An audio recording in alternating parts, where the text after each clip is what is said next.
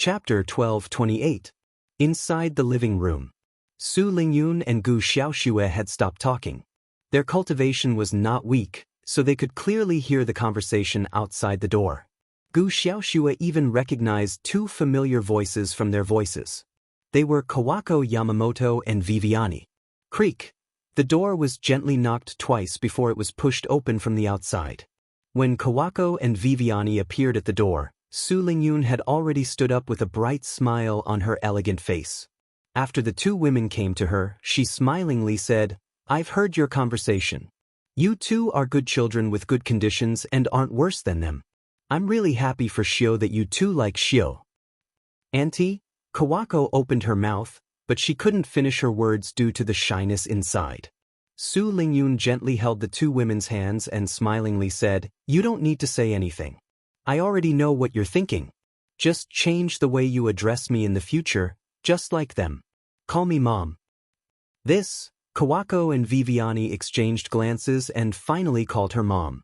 "Since you've changed the way you address me, then you're Su Lingyun's daughters-in-law from now on," said Su Lingyun with a satisfied smile. "I won't discriminate against you, nor do I have any intention to differentiate between countries. From now on, you're the Empress of the Great Tang Empire." After saying that, she released the hands of the two women, picked up the register, and wrote down their names. After a while, only then did the two women leave with satisfaction. Su Lingyun looked at the two women's backs as they left and closed the door from the outside. Then she turned to Gu Xiaoxue and smilingly said, "Xiaoxue, Xiao is blessed to be able to get the favor of excellent girls like you. You can rest assured that I'll teach him a lesson if he bullies you in the future." Gu Xiaoxue seemed to have found a backer all of a sudden. She chuckled and nodded. "We'll follow Tan Xiao well, Mom." In the blink of an eye, Su Lingyun and Gu Xiaoxue had been in the living room for 3 hours. In the end, because no more women came, they left.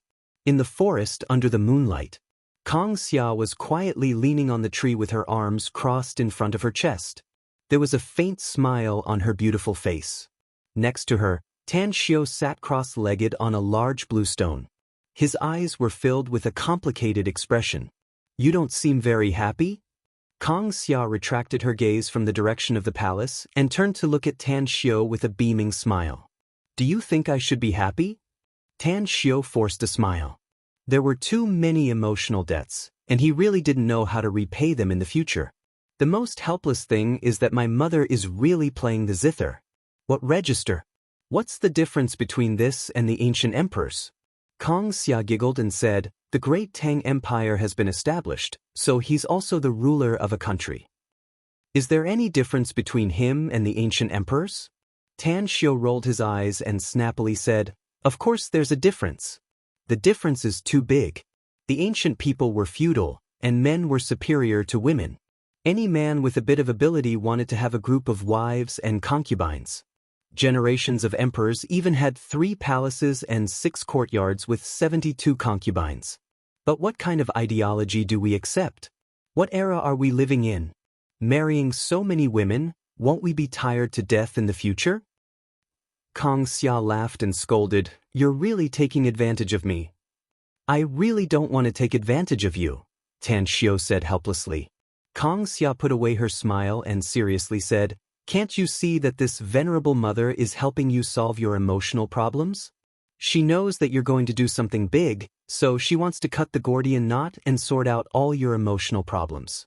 As long as the women who like you and care about you don't despise you for having other women, this venerable mother is willing to help you take them into your harem.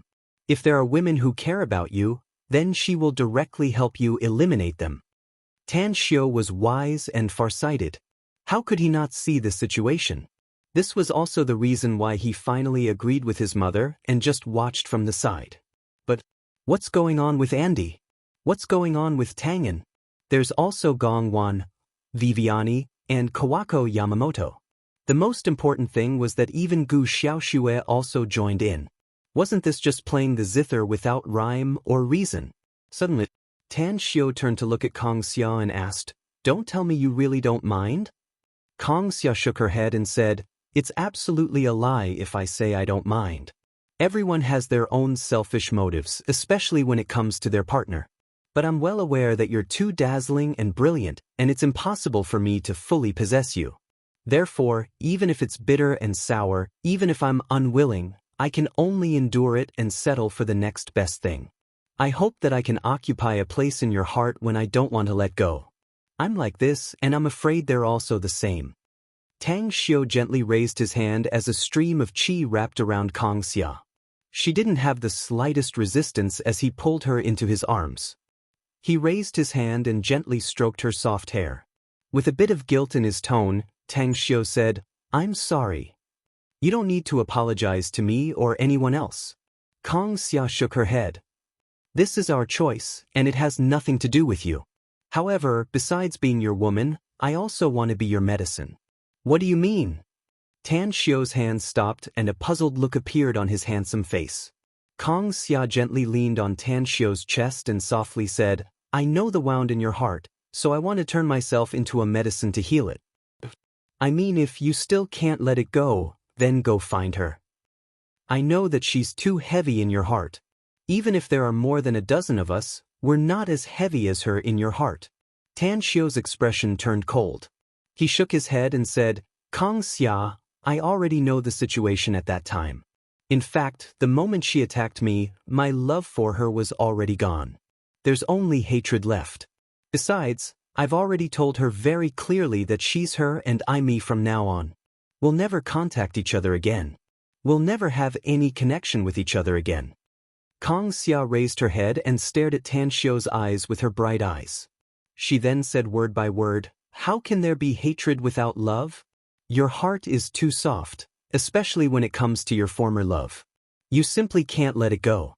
Else, you wouldn't have thought about revenge, nor would you have thought about establishing a force to fight your way back to the immortal world.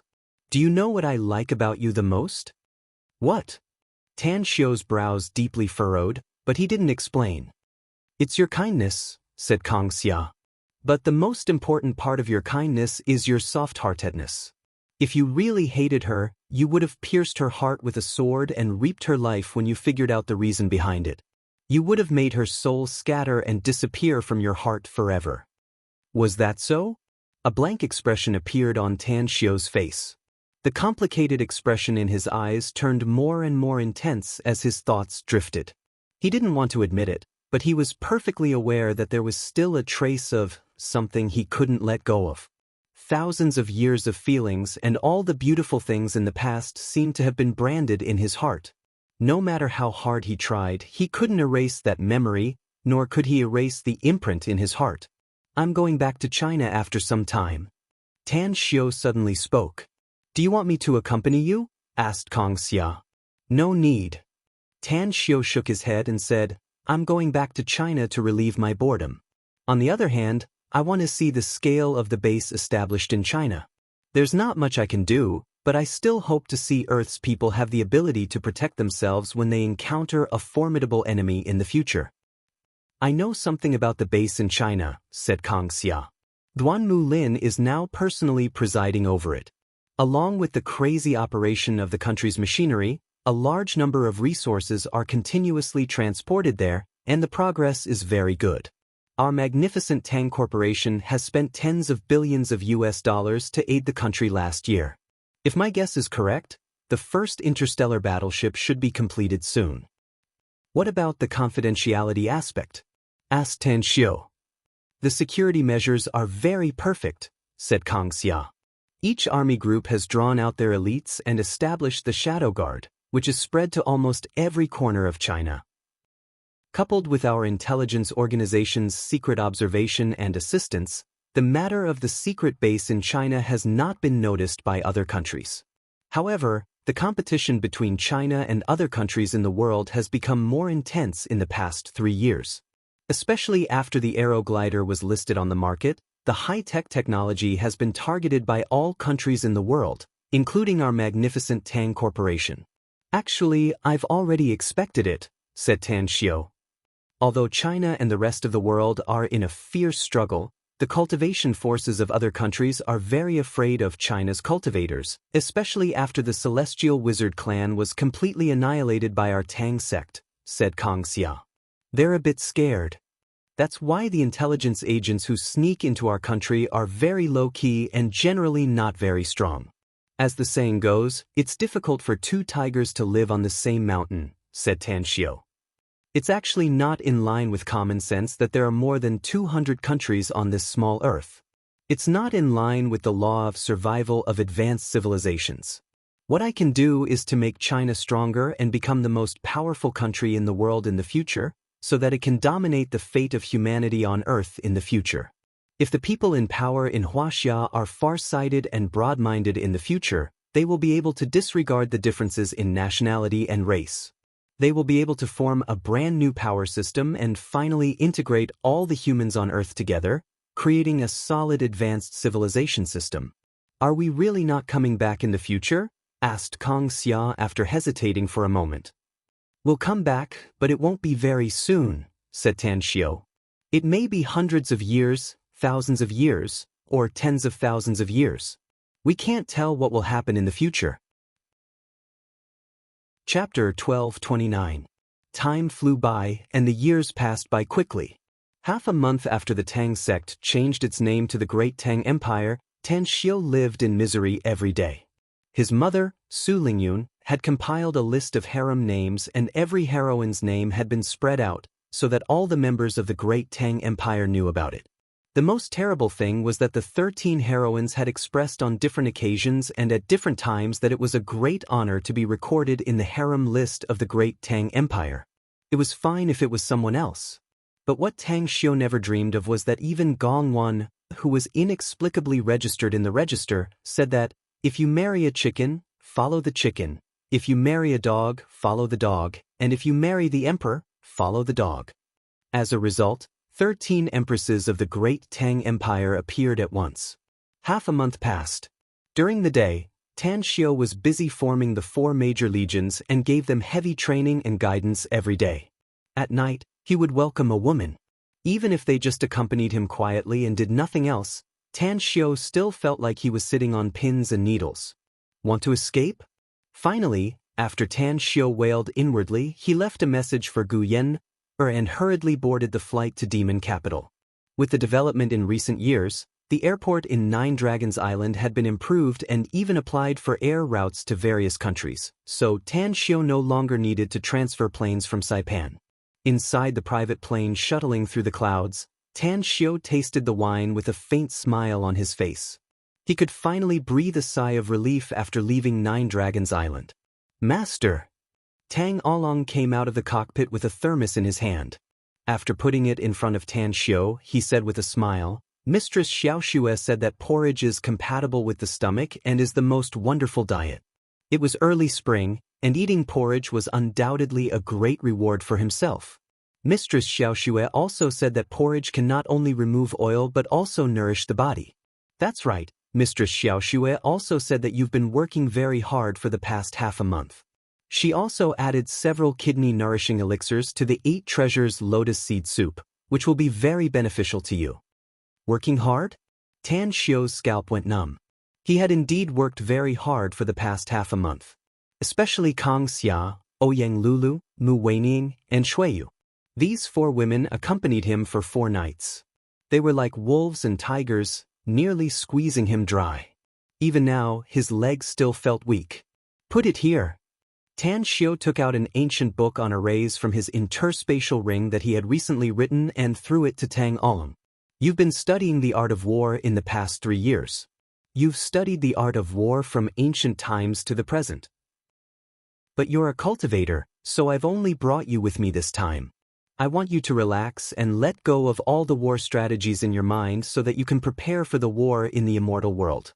In the near future, if you want to become the commander of an army, you will need to be proficient in all kinds of skills. Formations are the most important. Tang Along took the ancient book on arrays and sat opposite Tan Xiu. He had just flipped through 2 or 3 pages when a pleasantly surprised look appeared on his handsome face. In the past 3 years, he had tirelessly studied the history of wars from ancient times to modern times and read countless books on the art of war. Occasionally, he would stay in the library and read ancient books on immortal arrays. Hence, he had a basic understanding of arrays. However, He was sure that the ancient book on arrays in his hand was countless times more profound than those in the library on Nine Dragons Island. Shanghai Airport. Just as Tang Xiu stepped out of the cabin's door, he saw two cars quickly stop near the ladder. As the doors opened, four burly men got out of the car, while a woman in a white suit came down from the front car. She looked very capable and experienced. It was Gao Beilei. She was the current general manager of the magnificent Tang Corporation, a professional manager whom Kong Xia and Ouyang Lulu had invited from Wall Street in M Country. Tang Xiu had never seen her before. He had only seen her in photos, but he was able to recognize her the moment he saw her. Boss.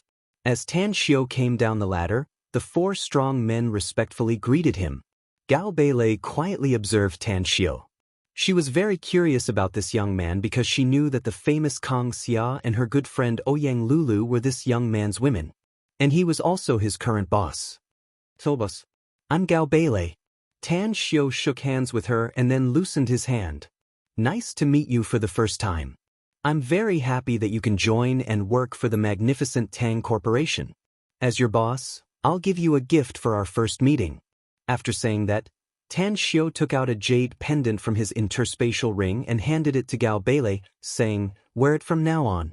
It'll be good for you." Gao Beilei stared blankly for a moment. She never expected that the big boss would directly give her a gift the first time they met. However, after thinking about it, she took it and smilingly said, "Boss, your gift for our first meeting is really late.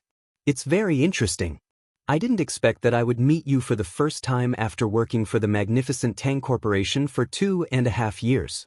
I'm afraid the businessmen all over the world won't believe it if this matter were to be spread out. I don't care much about the business affairs." Tang Xiu smiled and said, "I handed it over to Kong Xia, so I'm just a hands-off shopkeeper. Since they believe in you, I naturally believe in you without any reservations. Let's go." It's been more than 2 years since the magnificent Tang Corporation's HQ moved to Shanghai, and I haven't been there yet. Gao Beilei nodded with a smile and personally opened the door for Tang Xiu. After seeing Tang Xiu enter the car, she thought for a while and finally decided to sit on the front seat. She had learned about Tang Xiu through various channels in the past 2.5 years. Although she didn't dare to say that she knew Tang Xiu well, she still knew a lot of things. Furthermore, there were only a handful of people in the world who could make her admire them, but Tang Xiu was definitely one of them. Moreover, he was a heavyweight. After all, he was less than 20 years old, yet he was able to establish the magnificent Tang Corporation and even had the ability to recruit Kong Xia. Furthermore, almost all the products of the magnificent Tang Corporation were produced by him, and each of them could cause a huge sensation in the business world.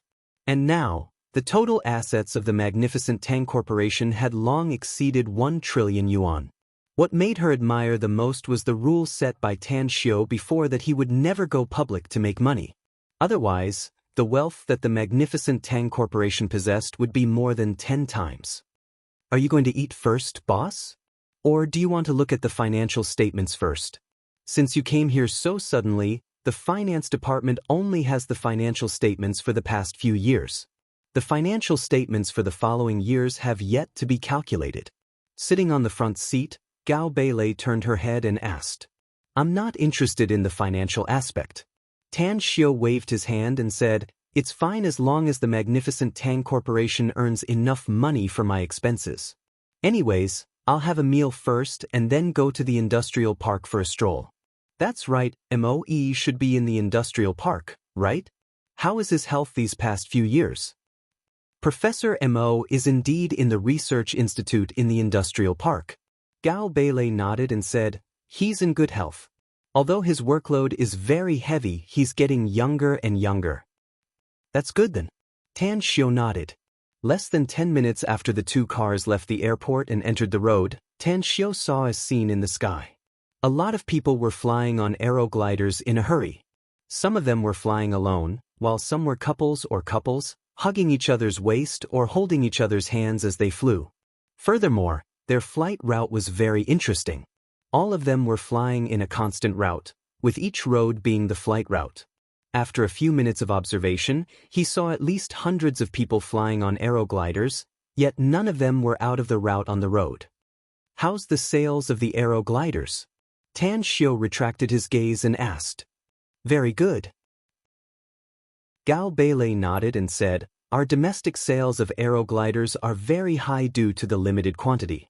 We can only sell 1 million each year, and we've sold 2 million in total in 2 years. The annual sales volume abroad is 20 million, and we've sold 40 million in 2 years. So far, our magnificent Tang Corporation has sold a total of 42 million first-generation aero gliders. Tan Xiu was secretly speechless. He didn't expect that the Aeroglider's sales volume would be so high. It must be noted that the Aeroglider's price was extremely high, and the revenue of 42 million was simply an astronomical figure. That's right. How's the project we've cooperated with Jin Xinkue? Tan Xiu suddenly asked. It's all done, and the final net income is 1 billion, said Gao Beilei. However, I did not choose to take back the money. Instead, I invested it in the new project. Recently, the new project has opened, and the funds are flowing back. As of last night, Jin Xinkue's Jinda Real Estate has paid us 5 billion yuan. It is estimated that in the next 2 months, the total amount that Jinda Real Estate will pay us is about 20 billion yuan. Tan Xiu nodded. He didn't have much interest in these figures. He just thought of Jin Xinkue, so he asked casually. Gao Beilei turned to glance at Tan Xiu and found that he was silent. She thought for a moment and said, Boss, our magnificent Tang Corporation is a bit short on money recently. What? Tan Xiu couldn't believe his ears. The magnificent Tang Corporation was simply a money-making machine. How could it be short of money? Our company's monthly income will be calculated and summarized to calculate the exact amount. Except for about 10% of the company's monthly consumption, the rest of the money will be transferred away. Gao Beilei forced a smile. I'm preparing to launch a big project recently, so I'm short on funds. What project? Tan Xiu curiously asked. He originally thought that the magnificent Tang Corporation was very rich now, and there was a lot of money coming in every day. He didn't expect that he would be short of money when he just returned to Shanghai and met the current general manager of the magnificent Tang Corporation. Chapter 1230. It's a tourism project, said Gao Beilei. I gave the project proposal to Chief Kong 2 months ago. She and the other senior executives of the company felt that this tourism project is very good. Recently, the project is ready to start, but we still lack funds. I originally planned to ask Chief Kong for it, but I didn't expect you to come back so suddenly. How much does this tourism project need to invest in total? Asked Tan Xiu. According to the preliminary budget, we lack, said Gao Beilei. Tan Xiu raised his hand to interrupt her and straightforwardly said, I don't need to listen to the preliminary budget. What I want to know is the total investment of this project. How much is the budget? About 80 billion, said Gao Beilei. Gasp, Tan Xiu couldn't help but gasp. He never dreamed that a tourism project would require a total investment of 80 billion yuan. He couldn't help but ask, tell me about this tourism project. It's Heavenly Spring Island in the South China Sea. The government wants to develop it, so they're trying to attract investors. They need to find a company to take over the project, said Gao Beilei. After the bidding, our magnificent Tang Corporation got it. 80 billion yuan is for the development of the entire island. I've discussed it with the senior executives of our company. If we develop the entire Heavenly Spring Island in the South China Sea and turn it into a dreamlike scenic spot, we can attract tourists from all over the world. This is a long-term investment, and our company will have a steady stream of income in the future. After thinking for a while, Tan Xiu directly took out his mobile phone and dialed a cell number. After the other party picked up, he lightly smiled and said, Brother Miao, how about we talk about business? Brother Tang, it's been 3 years. I haven't seen you for 3 whole years. I didn't even get a call from you. I looked for you and was told that you were in seclusion somewhere and couldn't contact me. But now that I've been waiting for your call, you actually want to talk about business with me. Alas, why can't you just tell me that you miss me?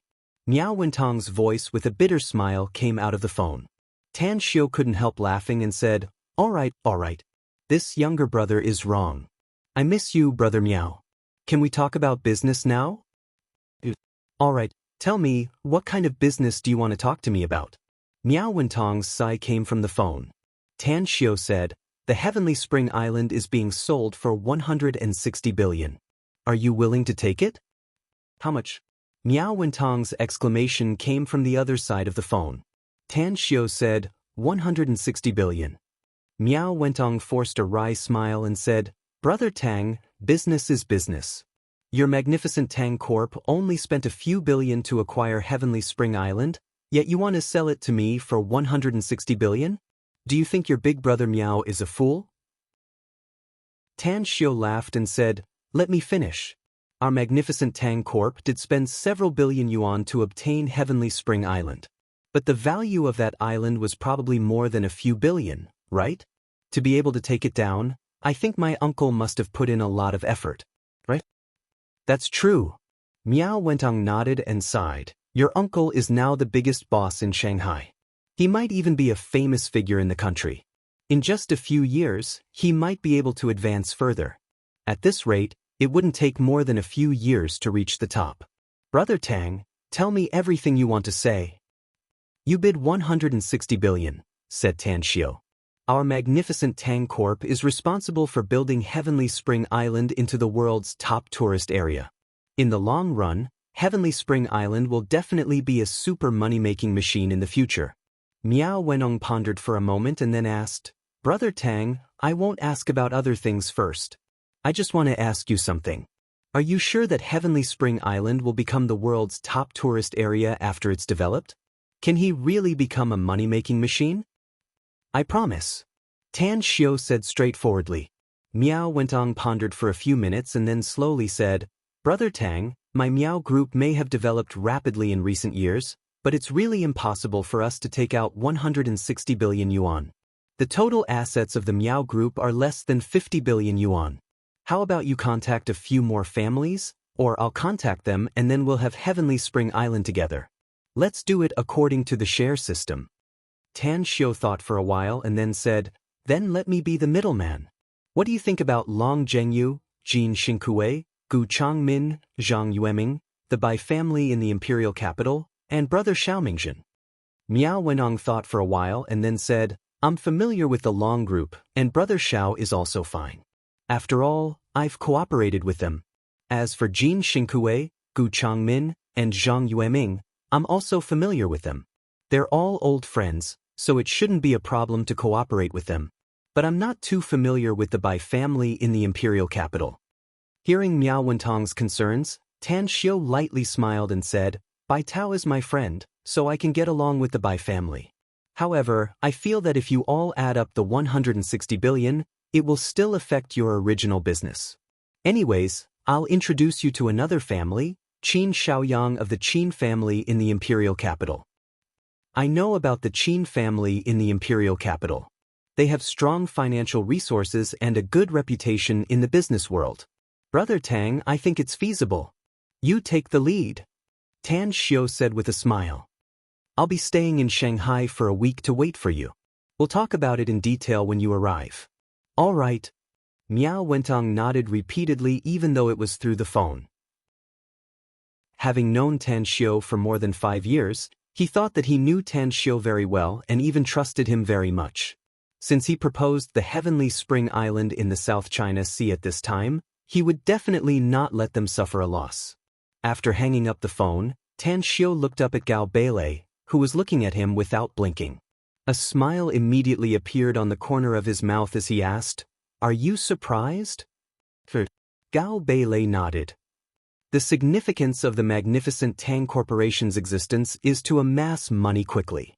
Tan Xiu said with a smile, We don't seek to make money in the long run, but to make the most money in the shortest time. Therefore, taking out 80 billion yuan to make a long-term investment at this time is completely contrary to my philosophy. I don't get it, boss. Gao Beilei frowned. According to the current development trend of the magnificent Tang Corporation, it's not impossible for it to become the world's largest corporation in the future. Why are you so short-sighted? It's not that I'm short-sighted, but I have my own plans, said Tan Xiu. I told you that the magnificent Tang Corporation is just a tool for me to amass money and make the most money in the shortest time. Let alone the heavenly spring island in the South China Sea, even the magnificent Tang Corporation will take out a part of its shares to be controlled by the state within 2 years. Gao Beilei's spirit was shaken and disbelief was written all over her face as she hurriedly asked, "Why? What exactly are you doing this for?" "I have my reasons, so don't ask about it," said Tan Xiao lightly. "What you need to do in the next 2 years is to make as much money as possible for me. I'll give you 10% of the magnificent Tang Corporation's shares once the 2-year period is up. At that time, whether you personally control the magnificent Tang Corporation or enjoy your life, you can just wait for the dividends later." Hiss. Despite Gao Beilei's tenacious temperament, Tang Xiu's words still made her gasp a mouthful of cold air as billowing waves set off inside her heart. 10% of the shares? According to the current valuation, the total assets of the magnificent Tang Corporation would be no less than 1 trillion, and 10% of the shares would be worth 100 billion. 100 billion!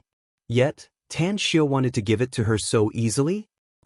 Gao Beilei had always thought that she had a very high IQ, yet she was still confused by Tan Xiu's decision. "Don't be surprised," said Tan Xiu with an indifferent smile. 10% of the shares is just a small reward for you. If you can satisfy me within 2 years, I'll give you another big gift.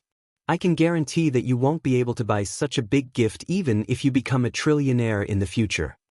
Gao Beilei shuddered inwardly and nodded silently. Since Tan Xiu didn't want to say it, she no longer asked. Regardless of whether she could get 10% of the magnificent Tang Corporation's shares in the future, she would follow Tan Xiu's instructions. However, there would always be courageous men under the heavy reward, and she would probably be more serious and desperate. The car moved quickly. Tan Xiu, who was sitting in the back seat, was thinking about the future of the magnificent Tang Corporation. 2 years later, he would have to leave Earth and go to the immortal world to develop himself. His loved ones would also have to leave with him. Since he had to leave, there was no need for the magnificent Tang Corporation to exist anymore. However, although his loved ones would leave, there were still some people who would stay behind. For example, Ouyang Lulu's family. Even if her parents, grandfather, big brother, and a few other relatives would leave with them, there were still many people in the Ouyang family. In the future, he could give some shares of the magnificent Tang Corporation to the Ouyang family as a betrothal gift to Ouyang Lulu. There was also the Mu family in the imperial capital. There were also the relatives of Zhang Xinya and Zhang Xinyue. There were also Shui Yu's relatives in the Miao region. There were also many. Tan Xiu would never let them leave with regrets. He would take their loved ones with him. However, it would be enough to compensate them with the shares of the magnificent Tang Corporation for their loved ones who stayed on Earth. Suddenly, Tan Xiu suddenly thought of a person, a woman. He took out his mobile and dialed Chen Xiaowan's number. After the call was connected, Chen Xiaowan's surprised voice came out of the phone. "Brother, where the hell have you been for the past 3 years? Have you forgotten about this big sister of yours?" Tan Xiu moved the phone away. After the other party's voice turned a bit lower, he forced a smile and said, "I can forget anyone but you, Sis Xiaowan. It's just that there are some things I need to do personally, so I've been busy for 3 years. I just returned to Shanghai from abroad and am now on the way from the airport to the magnificent Tang Corporation, so I called you." Chapter 12:31. On the phone, Tan Xiu and Chen Xiaowan agreed on the time and place to meet, and then hung up the phone. Recalling all the experiences he had with Chen Xiaowan, Tan Xiu felt a warm current surging in his heart. Chen Xiaowan simply regarded him as her own younger brother, taking good care of him and protecting him. Their time together was always so relaxed and pleasant. He liked this big sister, and it had nothing to do with the feelings between a man and a woman. It was a kind of familial affection and recognition. "If you're willing to go with me, then I'll take you with me. If you want to stay, I'll give you a guarantee for your future life. Because you're my big sister." Tan Xiu murmured inwardly as his eyes shifted to the window. The surrounding high-rise buildings were constantly moving backward, and the bustling streets were bustling with people shuttling back and forth between the rows of shops, buying a dazzling array of goods. Tan Xiu suddenly felt that the ordinary life was getting farther and farther away from him. The once peaceful life was probably coming to an end. Gao Beilei, I want to ask you a question. Tan Xiu didn't retract his gaze, but his voice was a bit strange. Go ahead, boss, said Gao Beilei softly. Tan Xiu asked, do you think people should live a wonderful life? Or a plain life for the rest of their lives? Of course we should live a wonderful life, said Gao Beilei.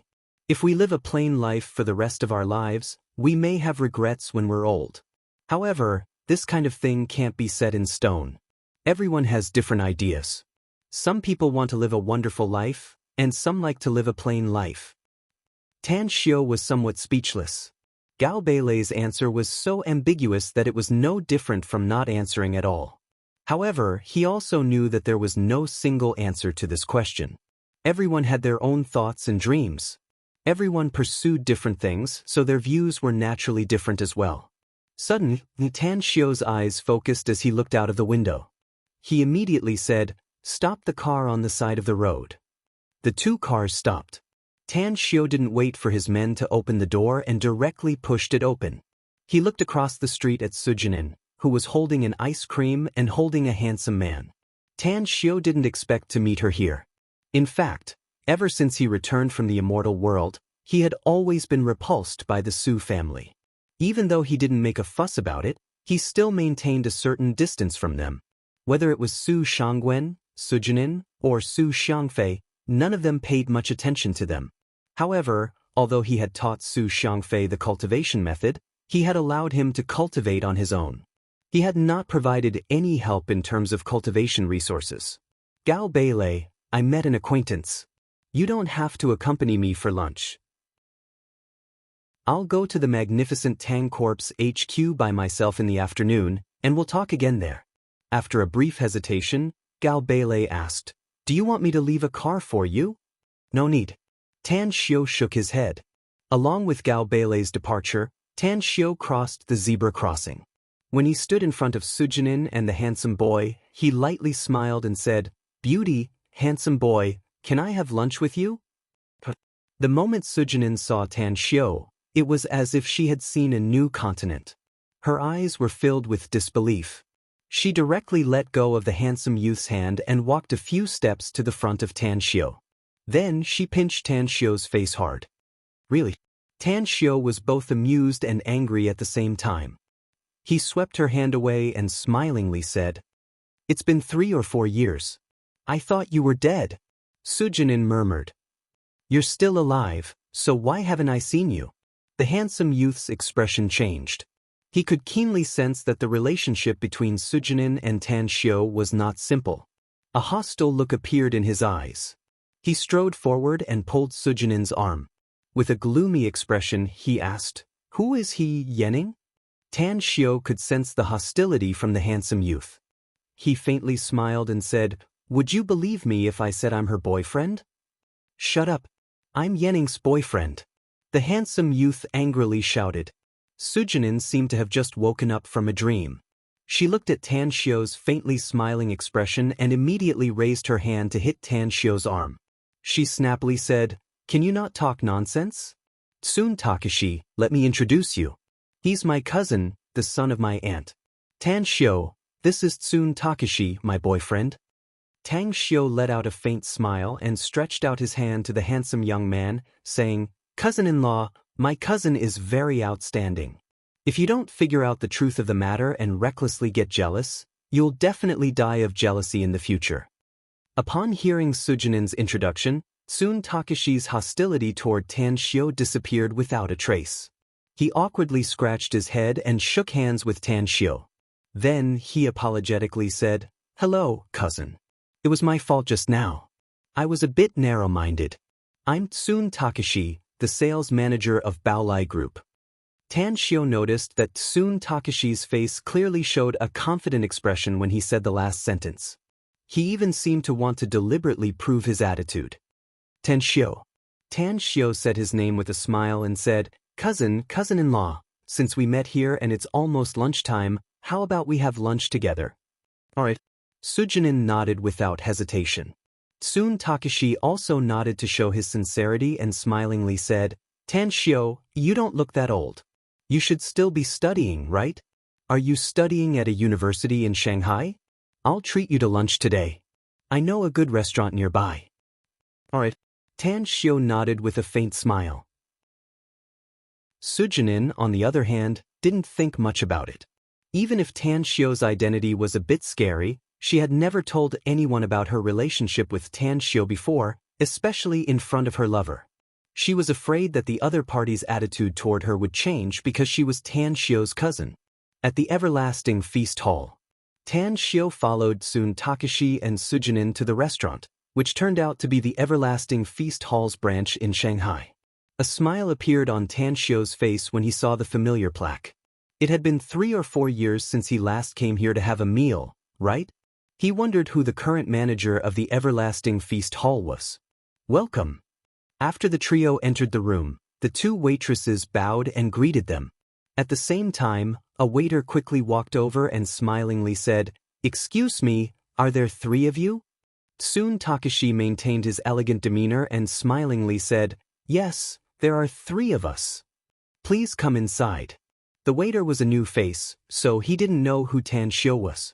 He led the trio inside and arranged seats for them. At this time, there were many guests in the restaurant's lobby on the first floor, but fortunately, there was an empty table near the window. Tanshio looked around the restaurant and secretly sighed inwardly. It had been 3 or 4 years, and the place had changed. He only found 2 of the old employees here. The 2 of them were still greeting other guests and didn't notice him.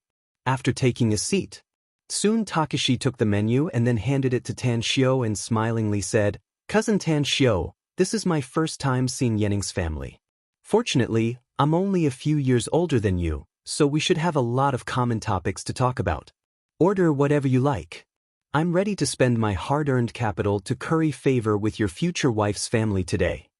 A trace of shyness appeared on Sujinin's face. She patted Soon Takashi's arm and let out a hollow laugh. What the hell are you talking about? I haven't even promised to marry you yet. Looking at the shyness on Sujinin's face, Tanshio realized that his cousin might really like Soon Takashi. Therefore, he nodded with a smile and ordered the 6 best and most expensive signature dishes of the everlasting feast hall. Then, he returned the menu to Soon Takashi and smilingly said, I've ordered, cousin-in-law. Do you want to add more? Soon Takashi could only force a wry smile inwardly. Each of the 6 signature dishes Tanshio had just ordered was expensive. Even if he didn't order more dishes, he would probably have to spend half a month's salary on today's meal. Although he felt a bit pained, he still ordered 2 more dishes. You ordered too much. It'll be a waste if we can't finish it. Sujinin shook her head and smiled. It's fine. It's good as long as we're happy. Tanshio smiled. Soon Takashi secretly rolled his eyes and was somewhat speechless. It's good as long as you're happy? It's good as long as you're happy. A meal for me will cost half a month's salary. 8 dishes, how could the 3 of them finish them? Most of them will definitely be wasted. Just as Soon Takashi was looking at the waiter leave with a depressed expression, he saw a familiar figure from the corner of his eyes. His eyes immediately lit up and he said, Yening, Tanshio, I saw an acquaintance. Let's go greet him. Alright. Tanshio and Sujinin nodded. As Soon Takashi left, Sujinin smilingly said, Let's talk first. Don't take the initiative to reveal your identity. Also, today's meal is on you. Tanshio forced a smile and said, Cousin, you haven't married yet you're already protecting your man? Su Yening rolled her eyes. She was both annoyed and amused as she said, Who's protecting a man? This is your territory. Do you need money to eat? Tanshio couldn't help laughing. Inside the hall, Soon Takashi trotted toward the acquaintance and hurriedly stretched out his hand and smilingly said, Chief Wang, I didn't expect to meet you here. Are you here for a meal? Chief Wang was a middle-aged man with a big belly and looked quite imposing. After seeing Soon Takashi, he just nodded and didn't even shake hands with him. He lightly said, Yeah, I'm here for a meal. Manager Tsun, you're also here for a meal? The consumption level here isn't low. Although Tsun Takashi was very disgusted with this Chief Wang, he was still his superior and the second in command of the company.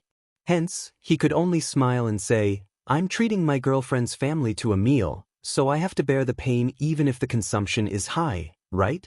Chief Wang, is this your sister-in-law? She's really beautiful. How about you come to our table? It's my treat today." Alright.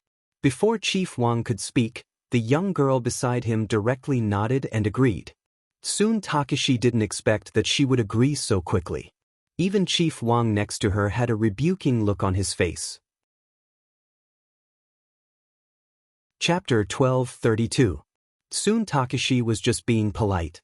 He didn't expect that the other party would actually agree, so he could only bite the bullet and say, "Chief Manager Wang, sister-in-law, please come inside." "She's my daughter," said Chief Manager Wang indifferently with a cold expression. "What?" Tsun Takashi stared blankly for a moment before an awkward expression appeared on his face.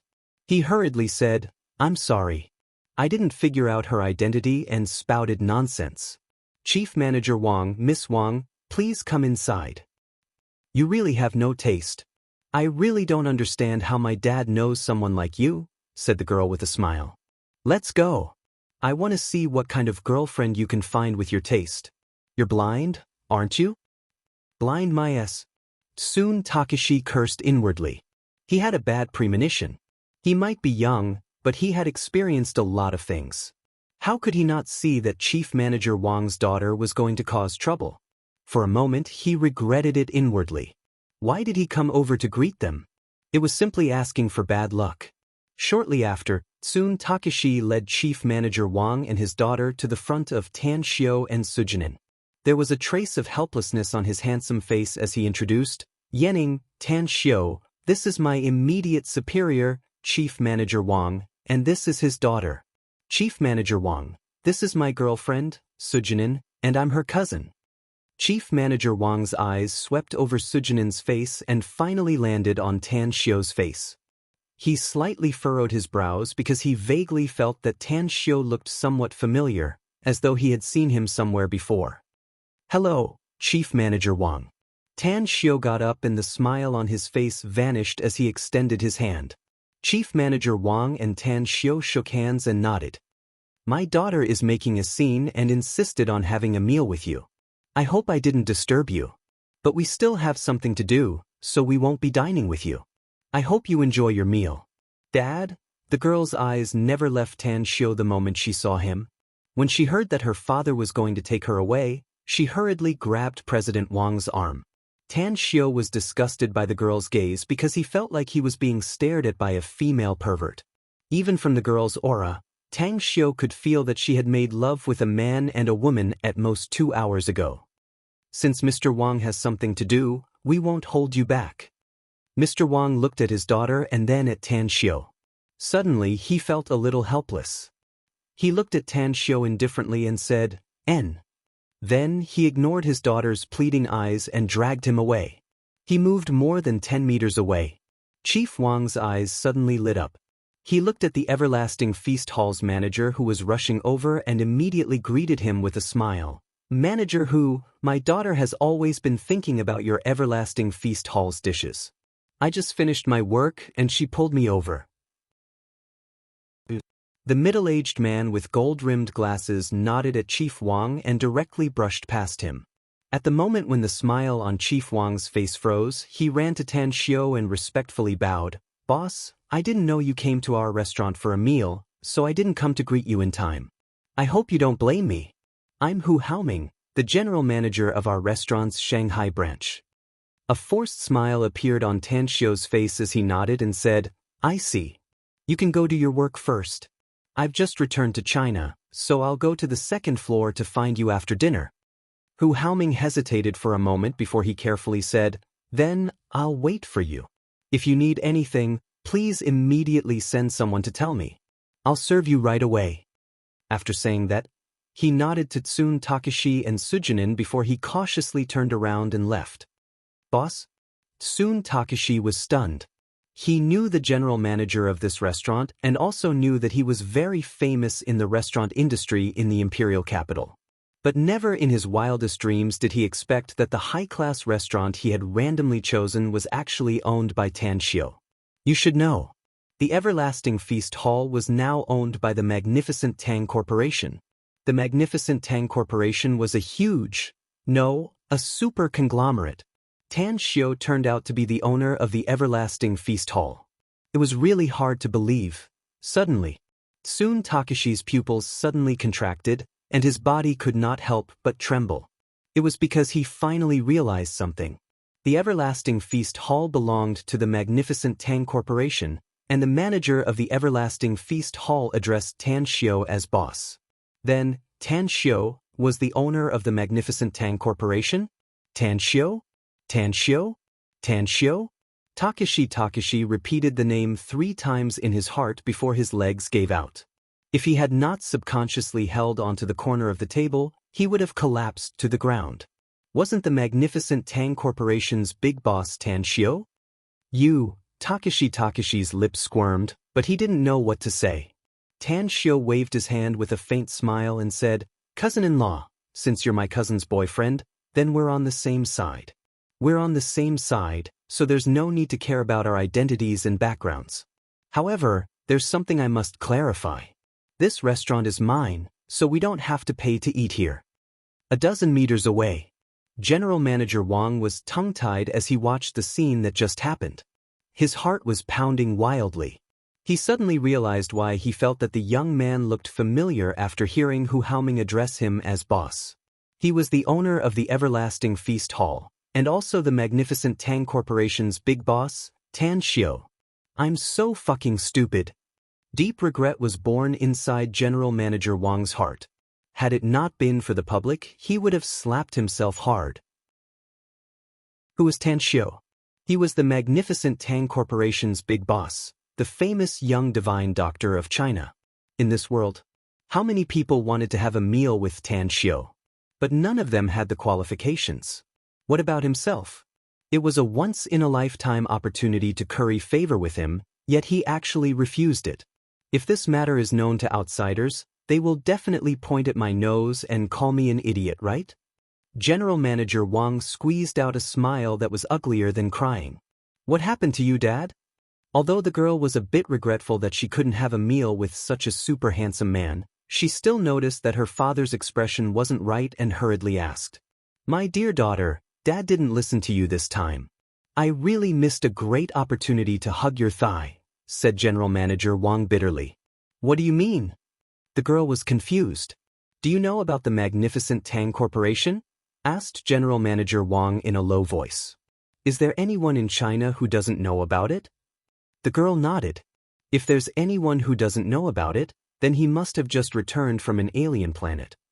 That young man just now is the Magnificent Tang Corporation's big boss, Tan Xiu, said General Manager Wang bitterly. "What?" exclaimed the girl. General Manager Wang hurriedly grabbed the girl's arm and pulled her toward the outside. Although he was full of regret, he was also secretly glad that this Tsun Takashi turned out to be Tan Xiu's cousin-in-law. He must never put on airs in front of Tsun Takashi in the future and even treat him as a living ancestor. In the hall, Tsun Takashi was pulled by Sujinin to take a seat, yet he felt as though he was sitting on pins and needles. He never dared to dream about having a meal with the Magnificent Tang Corporation's big boss, Tan Xiu, one day.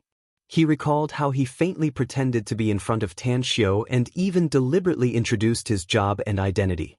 He was so ashamed that he couldn't wait to find a hole to burrow himself into. Looking at Tsun Takashi's appearance, Sujinin suddenly felt a headache and said, "We should have changed to another restaurant. Judging from his appearance, I think he won't be able to have a good meal." Tan Xiu also sighed inwardly, but he could understand Tsun Takashi and smilingly said, "Cousin-in-law, you don't need to restrain yourself in front of me. I may be the Magnificent Tang Corporation's big boss, but I'm just an ordinary person. Sujinin is my cousin, and it's enough that you're with her, not because of the relationship between me and her. You love each other, and we're also relatives. I hope you can treat my cousin well in the future." "I will." Tsun Takashi calmed himself down and turned to look at Sujinin deeply before he nodded heavily. "You don't blame me for not telling you earlier, do you?" asked Sujinin. Soon Takashi shook his head and forced a wry smile. It's fortunate that you didn't tell me earlier, else I'm afraid that my thoughts with you won't be pure. Tan Shio, since you're the owner of this restaurant, then I don't need to pretend to be a big shot and rush to treat you to a meal. This cup of wine is for you. After all, you're someone I admire. Alright. Tan Shio picked up his wine cup and clinked it with Tsun Takashi's before he gulped down the white wine he had just poured in his cup. Tan Shio and Sujinin ate and drank to their heart's content, but Tsun Takashi was still a bit restrained. It was likely that he didn't even have a good taste of the food. After the meal, Sujinin and Tsun Takashi left. But before they left, Sujinin told Tan Shio that her family was now in Shanghai. She hoped that Tan Shio would come to their home for a meal when he had free time in the next few days. Shortly after, Tan Shio went to the second floor to meet with General Manager Hu Haoming. They chatted for a while and then left the everlasting feast hall. He casually hailed a taxi on the street and rushed to the Magnificent Tang Corporation's HQ. At the Magnificent Tang Industrial Park, the Magnificent Tang Corporation's headquarters was located on the outermost periphery of the industrial park. When Tan Shio got off the taxi, he looked up at the dozens of floors of the high-rise building and secretly felt satisfied. The HQ of the Magnificent Tang Corp was a design he had drawn himself. He found that the effect of the construction was much better than he had imagined when he looked up at it from below. Magnificent. Just these two words fully interpreted the HQ of the Magnificent Tang Corporation. Tan Shio stepped on the stairs and passed through the wide fountain square. After he came to the entrance of the building, he saw many people swiping their work cards and entering. Tan Shio went straight to the two security guards on the left and said, "I'm Tan Shio, the owner of this company. But I don't have a work card, so please give me one." "Boss? Tan Shio?" The two security guards didn't know Tan Shio. They exchanged dismayed looks and didn't know what to do. Chapter 12:33. Looking at their blank expressions, Tan Shio's figure flashed and disappeared in front of them. In the next moment, he appeared in the general manager's office on the 66th floor of the Magnificent Tang Corporation. Inside the desk, Gao Beilei, who was wearing a white women's suit with her long flowing hair, was quietly reading the documents on the desk. When she realized that there was a figure in front of her, she immediately looked up and saw Tan Shio. "Boss." Gao Beilei hurriedly got up with a respectful expression on her face. "How are you doing with your work?" Tan Shio asked with a faint smile. "Do you want to accompany me to the industrial park?" "I didn't inform them in advance, so all the factories are operating as usual," said Gao Beilei. "Do you have any factories you want to go to?" "Let's go to the winery. Anything else is up to you," said Tan Shio lightly. "All right." Gao Beilei nodded and called Gao Beilei to her office through the internal phone. When the secretary, who was wearing a red dress and high-heeled shoes, knocked on the door and entered, she was surprised to see Tan Shio for the first time. Her desk was just outside, and she had never seen any strangers enter the general manager's office before. Suddenly, she felt that Tan Shio was a bit familiar. After carefully thinking about it, her body suddenly trembled and she asked incredulously, "Are you Boss Tang?" "Little Zhou, this is the Magnificent Tang Corporation as boss," said Gao Beilei. "Inform the production department's manager Lu, Vice President Qin, and the directors of each factory to come here as soon as possible.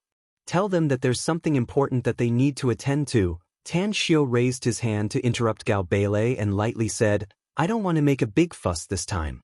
Just accompany me to take a stroll. Tell the factory director to accompany us when we arrive at the project." "That's right. What's Scarblade Chang's current position? I haven't seen him for several years, so I kind of miss him." "Scarblade Chang?" A confused look appeared on Gao Beilei's face as she curiously asked, "Who's this Scarblade Chang boss?" Tan Shio stared blankly for a moment before he couldn't help laughing and said, "I'm used to calling him by his nickname, so I haven't changed it for a while. It's Dai Chang. He was the director of the winery when it was still in Star City." Gao Beilei suddenly understood. She hesitated for a moment and then said in a low voice, "Dai Chang resigned half a year ago, boss. I don't know where he is now." "What?" Tan Xiu was taken aback. His expression immediately turned gloomy as he asked, "Tell me, what's going on?" Gao Beilei cursed in her heart. She was not a direct subordinate of Tan Xiu. Although she had inquired a lot about Tan Xiu, she had never heard that Tan Xiu had a good relationship with Dai Chang. In the incident 6 months ago, Vice President Chen was the second in command of the magnificent Tang Corp, so he was biased toward him, which eventually led to Dai Chang's resignation out of anger. "Boss, this?" Tan Xiu was silent for a moment before he walked to the sofa in the corner and sat down. He took out a cigarette and lit it up. After taking 2 deep puffs, he took out his phone, found Dai Chang's phone number, and called him directly. After a while, the call was connected, and a drunken voice came from the phone. "Who is it? Don't you know that it's immoral to disturb someone's sleep in the middle of the night?" After saying that, the phone was hung up. In the middle of the night? Tan Xiu looked out the window. Although it was still a bit cold, it was exactly 2:30 in the afternoon. After taking a deep breath, Tan Xiu dialed the number again. When the other party was about to get angry, he said in a deep voice, "Scarblade Chang, it's Tan Xiu." Half a minute passed. Dai Chang's voice didn't come from the other side of the phone, but Tan Xiu could hear that Dai Chang's breathing became rapid. "Where are you?" asked Tan Xiu. "Boss, I'm in Star City." Dai Chang's bitter voice came from the phone. "Go to Star City Airport immediately. I'll send a private plane to pick you up," said Tan Xiu lightly. "No matter what happened before, you must get your ass back here. If it's your fault, be mentally prepared and wait for my punishment. But if it's not your fault, then all right. I'll go right away." Dai Chang immediately called out excitedly from the other side of the phone. Tan Xiu hung up the phone and looked up at Gao Beilei. He then waved his hand to signal the secretary to leave and pointed to the sofa in front of him. After watching Gao Beilei sit down, he calmly said, "Scarblade Chang is a man I once met in a mountainous area during an adventure. It's quite funny to say that the first time we met, he was a bandit blocking the road and I was a passerby who was robbed." Gao Beilei didn't speak, but she was very clear that some people in the company were going to pack up and leave. Tan Xiu continued, "When the magnificent Tang Corporation was established, its first product was not God's nectar. I had the recipe in my hand, but no one was available. Scarblade Chang was brought out from the mountainous area at that time and personally brought to Star City. The success of God's Nectar's brewing was largely attributed to Scarblade Chang. The reason why I call him Scarblade Chang instead of his name, Dai Chang, is because he's a good man. At the very least, he doesn't have the heart to scheme against others, and he won't do things that are greedy for money." Seeing that Tan Xiu stopped, Gao Beilei nodded and said, "I understand what you mean, boss. I'll tell you the whole story in an objective and fair manner. I don't dare to guarantee whether it's 100% correct or not." "Tell me, I'm listening," said Tan Xiu. Half a year ago, a batch of wine was lost in the winery's warehouse. "A total of 200 boxes of God's Nectar," said Gao Beilei. Dai Chang was the winery's director at that time. That night, apart from our company's security guards on duty, only Dai Chang went to the warehouse. I've watched the surveillance footage from the beginning to the end 3 times. At that time, the person responsible for investigating the cause of the theft was our magnificent Tang Corporation's Deputy General Manager, Chen Liwei. Chen Liwei joined the company 2 months earlier than me, so he can be considered as a senior member of the company. After the investigation, Chen Liwei found 2 members of the security team and accused Dai Chang of secretly taking people to steal 200 boxes of God's Nectar. After that, Deputy General Manager Chen brought some people to Dai Chang's house. At that time, Dai Chang was still unwilling to admit the theft and was even willing to let people search his house to prove his innocence. As a result, the security guards found 10 boxes of God's Nectar in Dai Chang's house. However, Dai Chang kept emphasizing that someone was framing him. However, the witness and material evidence were all there, and Dai Chang was unable to defend himself. Finally, he chose to retain the winery's shares, resign from his position as the director, and leave the magnificent Tang Corporation. At first, I wanted to tell this matter to Chief Kong and let her make the decision.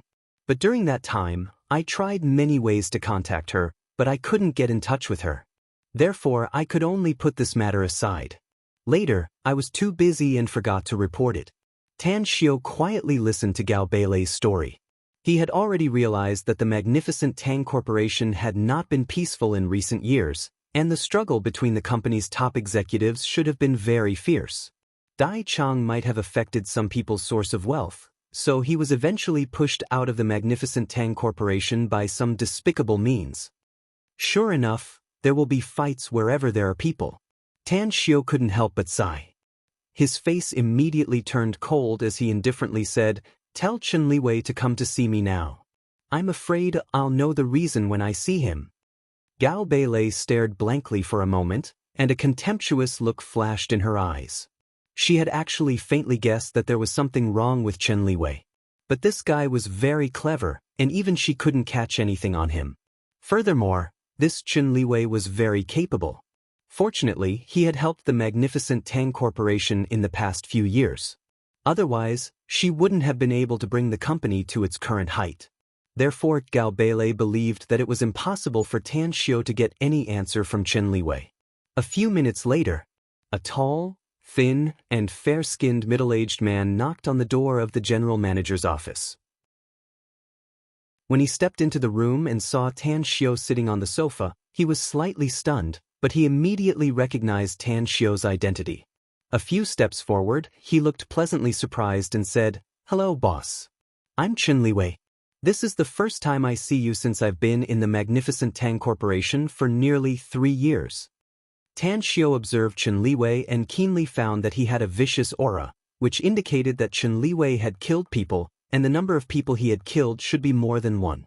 Furthermore, Tang Xiao also found that there was a hidden scent left behind after a man and a woman had made love with each other, indicating that within 2 hours, Chen Liwei had experienced the act of changing women to make love. "You're Chen Liwei, right? Come and sit cross-legged in front of me," said Tan Xiao as a smile appeared on his handsome face. Chen Liwei stared blankly and hesitated. "Boss, you want me to sit cross-legged on the floor? What's wrong?" asked Tan Xiao with a smile. "Can't I?" Chen Liwei quickly shook his head and said, No.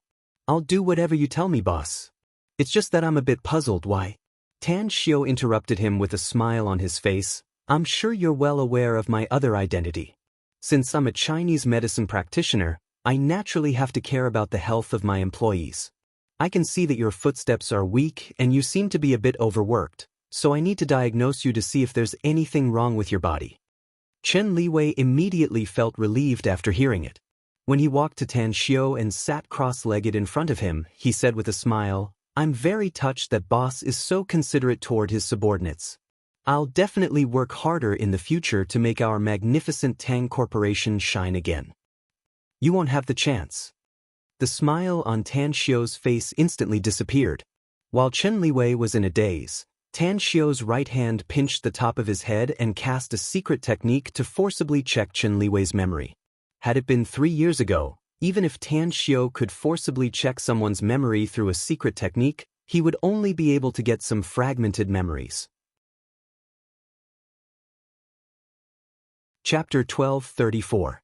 The current Tan Xiao was no longer the same as before, so he could easily check Chen Liwei's memories when he saw the painful expression on his face. But as he checked his memories, Tan Xiao's expression became more and more indifferent, to the point that it could only be described as anger. "God damn it!" Tan Xiao squeezed his fingers and directly crushed Chen Liwei's skull, and then punched him to death. Through Chen Liwei's memories, Tang Xiao knew that this guy was simply a sinister, black-bellied, and ambitious man. Before he joined the magnificent Tang Corporation, he had a great reputation abroad, but many of his means were despicable and shameless. Ever since he joined the magnificent Tang Corp, he used all kinds of despicable and shameless means to climb up and eventually became the number 2 figure in the company. Scarface Chang. He fell into Chen Liwei's hands because Chen Liwei had secretly contacted Scarface Chang and wanted to secretly make a batch of God's nectar with him, and then sell it through private channels for personal profit. When Scarface Chang refused, he even scolded him and almost beat him up.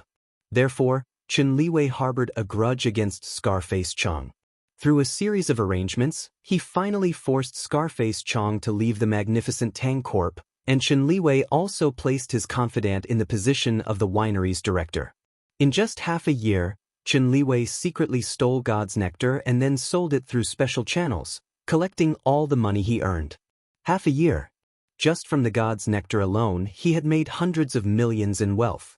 Additionally, he had also begun to lay out his plans for the ultimate disc. If he hadn't made this trip, if he hadn't found out about Scarblade Chong, he would have replaced the factory director responsible for the production of the ultimate disc in a few months and made him his confidant.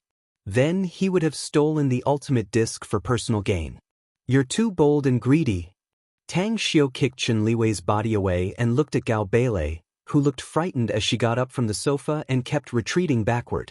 Then he indifferently said, I originally promised you that I would give you 10% of the company's shares 2 years later if you can manage the magnificent Tang Corporation well. But you used the wrong people and cultivated the magnificent Tang Corp's vermin, so you must be punished. 2 years later, you can only get 5% of the magnificent Tang Corporation's shares at most. Gao Beilei stopped and looked at Tan Xiu in horror. She said in a panicked tone, Why did you kill him? Kill him? Tan Xiu sneered. It was already letting him off easy that he didn't suffer a fate worse than death. Chen Liwei's people were now in charge of the winery that produced the God's nectar. In just half a year, he secretly abused his power for personal gain and sold the God's nectar in private, earning hundreds of millions of yuan. Moreover, he has also begun to make arrangements for the factory that produces the frisbee. Once the factory director there becomes Chen Liwei's man, he will be able to earn even more wealth. Not even 3 years. Do you know how much he's gained from the magnificent Tang Corporation? Gao Beilei said in disbelief, How is this possible? Tan Xiu sneered, I've looked through his memories. How could it be wrong? Gao Beilei's body trembled, and she subconsciously retreated again. As she retreated, she asked, You're talking nonsense. How could you have looked through Chen Liwei's memories? Her words came to an abrupt halt. Her expression turned extremely fearful, as though she had seen a ghost in broad daylight. It was because she saw with her own eyes that Tan Xiu's sitting body had floated up. Not only that, but she was also shocked to find that all the movable objects in the entire office were also floating up. Why was I able to establish the magnificent Tang Corporation so easily? Tan Xiu sneered. Why was I able to make a lot of wealth so easily? It's because I'm not an ordinary person. I already told you that I don't care about money, because the amount of money doesn't mean much to me.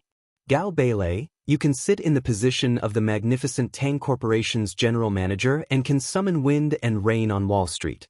You must have seen a lot. Don't you know that there are many cultivators in the world? Whoosh, as Tan Xiu's voice faded away, a figure appeared in the room. A slightly stooped young man silently appeared in front of Gao Beilei. He stared at Tan Xiu as though he was facing a formidable enemy and shielded Gao Beilei behind him. Tan Xiu raised his brows and lightly smiled. It seems that you know about the existence of cultivators. Because this man of yours doesn't seem to be weak. Gao Beilei only saw a blur before she found her bodyguard appearing in front of her. This unimaginable situation made her flustered. She had only heard rumors about the existence of cultivators in this world, but she had never seen a cultivator before. She didn't know what kind of abilities a cultivator had. This bodyguard of hers was a pitiful man whom she had helped when she was in Country M. At that time, she saved this young man when he was injured. After the young man had recuperated, he had stayed by her side and had once shown some extraordinary martial strength. But she really didn't know that this bodyguard of hers was a cultivator. What's going on here, Reese? How did you suddenly appear in front of me just now? Are you really like what he said, a cultivator? Gao Beilei suppressed the horror in her heart and quickly asked. The young man turned his head and squeezed out a smile that was uglier than crying, saying, I'm indeed a cultivator, boss. I used to think that I was already very powerful, but compared to him, I'm not his opponent at all. You still have a bit of self-awareness, Tan Xiu said with a faint smile. With that said, Tan Xiu gently waved his hand. The young man's body was instantly bounced away and quickly hit the wall, unable to move again. Gao Beilei's body was also swept away by a stream of air and then thrown back to the opposite sofa. Killing is normal for cultivators, continued Tan Xiu. This man of yours should be very clear about this. Although I don't know why he concealed his identity as a cultivator, he's your man, so I won't kill him. It's just that the magnificent Tang Corporation is still mine now, and a malignant tumor like Chen Liwei has appeared. I need to move my hands and feet to directly remove him. Gao Beilei gradually put away the fear in her heart. She stared at Tan Xiu and asked, Can I resign? I won't hold you back if you want to resign, said Tan Xiu indifferently. At most, I'll feel a bit regretful inside. However, I'm going to withdraw Kang Xia's protection for you. Kang Xia? Protection? What do you mean? Asked Gao Beilei with a confused look. Tang Xiu clapped and lightly said, All of you come out. Immediately, 2 men and 2 women appeared in the office out of thin air. The 4 men quickly saluted and respectfully called out, Your Majesty. Tan Xiu nodded and said, It should be you who have been secretly protecting Gao Beilei's safety these years, right? If she insists on resigning later, you don't need to stay by her side anymore. Understood. The 4 respectfully replied. Tan Xiu thought for a while and took out a pen and paper. He quickly wrote the names of more than 20 people and then threw it to one of them. Then he said, Go to the winery and dispose of the director. Beat up all the people on this list and make them spit out all the benefits they've gained from the magnificent Tang Corp all these years. Then tell them to get the hell out of here. Understood. The 4 of them answered and instantly disappeared from where they were. Gao Beilei looked incredulous and murmured, They have been secretly protecting me for the past 2 to 3 years? That's right. That's why I said that Kang Xia has been good to you, said Tan Xiu indifferently. The 4 of them were originally Kang Xia's bodyguards, but after Kang Xia left, she left them to you. However, it's normal. After all, you're the general manager of the magnificent Tang Corporation and control the entire operation of the company. If your safety can't be guaranteed, it will affect the company's development. Gao Beilei took a deep breath and dispelled all the fear in her heart. Then, she said in a deep voice, I can choose not to resign, boss. But I have a question that you must answer me. Tang Xiu let out a smile and lightly said, You want to ask me who I am, don't you? That's right. Gao Beilei nodded. Tan Xiu retracted his aura and released the young man who was stuck on the wall. Then, he lightly smiled and said, You should have heard of Chinese cultivators, right? The young man sprinted to Gao Beilei's side and said with a bit of respect on his face, I know that Chinese cultivators are very mysterious and their cultivation is unfathomable. If she hadn't come to China to serve as the general manager of the magnificent Tang Corporation, I would never have set foot in this country. Further, I've never exposed my identity as a cultivator even though I followed her to China for more than 2 years. I've always been very low-key. Tan Xiu looked at Gao Beilei and said with a faint smile, Any other questions? Gao Beilei finally understood the identity of Tan Xiu. She had heard of the existence of cultivators in Huaxia, but she used to think that it was just a legend and that there were no real cultivators in reality. But now, that understanding of hers had been overturned, and only now did she understand that she'd really been a frog in a well. Suddenly, her expression changed and she curiously asked, If I didn't hear it wrong, they called you Your Majesty? Tan Xiu lightly smiled and said, It's best that you don't ask about this matter again, because you're not qualified to know it. What you need to know is that I have no enmity towards you. As long as you don't harm my interests, I won't hurt you. What you need to do is to develop the magnificent Tang Corporation well and help me earn more money in the next 2 years. That's right, Tang Xiu. Gao Beilei knitted her brows and asked, If you say that you're the richest man in the world now, I'm afraid I'll believe it. Why do you need to make money so urgently? What's the point of asking for so much money? Chapter 12:35. Money may not be omnipotent in today's world, but it's the closest thing to omnipotence, said Tan Xiu lightly. If you want to cultivate and become stronger, you need a lot of money to buy cultivation resources. This man of yours should feel the same. Understood. The young man nodded without a word and said, All my money these years have been used to buy things that can help me improve my strength. You should have bought them in the black market, right? Tan Xiu lightly smiled. To be honest, I really want to go to the black market to have a look, but I've been entangled with all kinds of things, so I couldn't go there in the end. It's a good place, but also not a good place at the same time, said the young man. Tan Xiu let out an indifferent smile in response. He looked at Gao Beilei again and lightly said, I'll directly eradicate the malignant tumor of the magnificent Tang Corporation. The list I just gave them are all Chen Liwei's confidants who have been secretly nurtured. Therefore, you'll announce later that Chen Liwei and more than 20 people have been fired by the magnificent Tang Corporation for abusing their power for profit. Also, tell the minister of the magnificent Tang Corporation's security department to come here now. Gao Beilei nodded. She felt that Tan Xiu was going to deal with the security department again. Therefore, she hesitated for a moment before saying, Boss, the security department's minister, Su Ben, is a loyal and honest man. He's very capable and will never collude with Chen Liwei's group. Su Ben? A smile appeared on the corner of Tan Xiu's mouth. He looked at the worry that flashed in Gao Beilei's eyes and lightly said, I know Su Ben. But I'm a bit surprised that you actually exonerated him at this time. Don't tell me you have a good personal relationship with him? Gao Beilei hesitated for a moment before a wry smile appeared on her face. She said, Actually, we've been concealing it and don't want the company's people to know our true relationship for the time being. But since you asked, boss, then I have to tell you that Su Ben and I are husband and wife. It's been more than a year since we got our marriage certificate, but we haven't had a banquet yet. What? Tan Xiu abruptly got up from the sofa and incredulously looked at Gao Beilei, asking, You actually married Su Ben? How did you get together? A touch of shyness was revealed on Gao Beilei's face, but she quickly suppressed it and said, Su Ben is an honest and sincere man. I fell in love with him after we slowly got to know each other. Actually, I was the one who pursued him. Tan Xiu was at a loss whether he had to cry or laugh as he looked at Gao Beilei. He waved his hand to signal the young man to leave. When only he and Gao Beilei were left in the office, he personally poured a cup of tea and walked to Gao Beilei and handed it to her. Looking at the flattered look on her face, he helplessly said, Sister-in-law, I didn't know about your relationship with Brother Kai before, so I hope you don't mind if I offended you. About that, don't tell Brother Kai about what happened between us today. Otherwise, I'm afraid he'll beat me up. Gao Beilei was dumbfounded. She looked at Tan Xiu, who had a wry smile on his face, dumbfounded.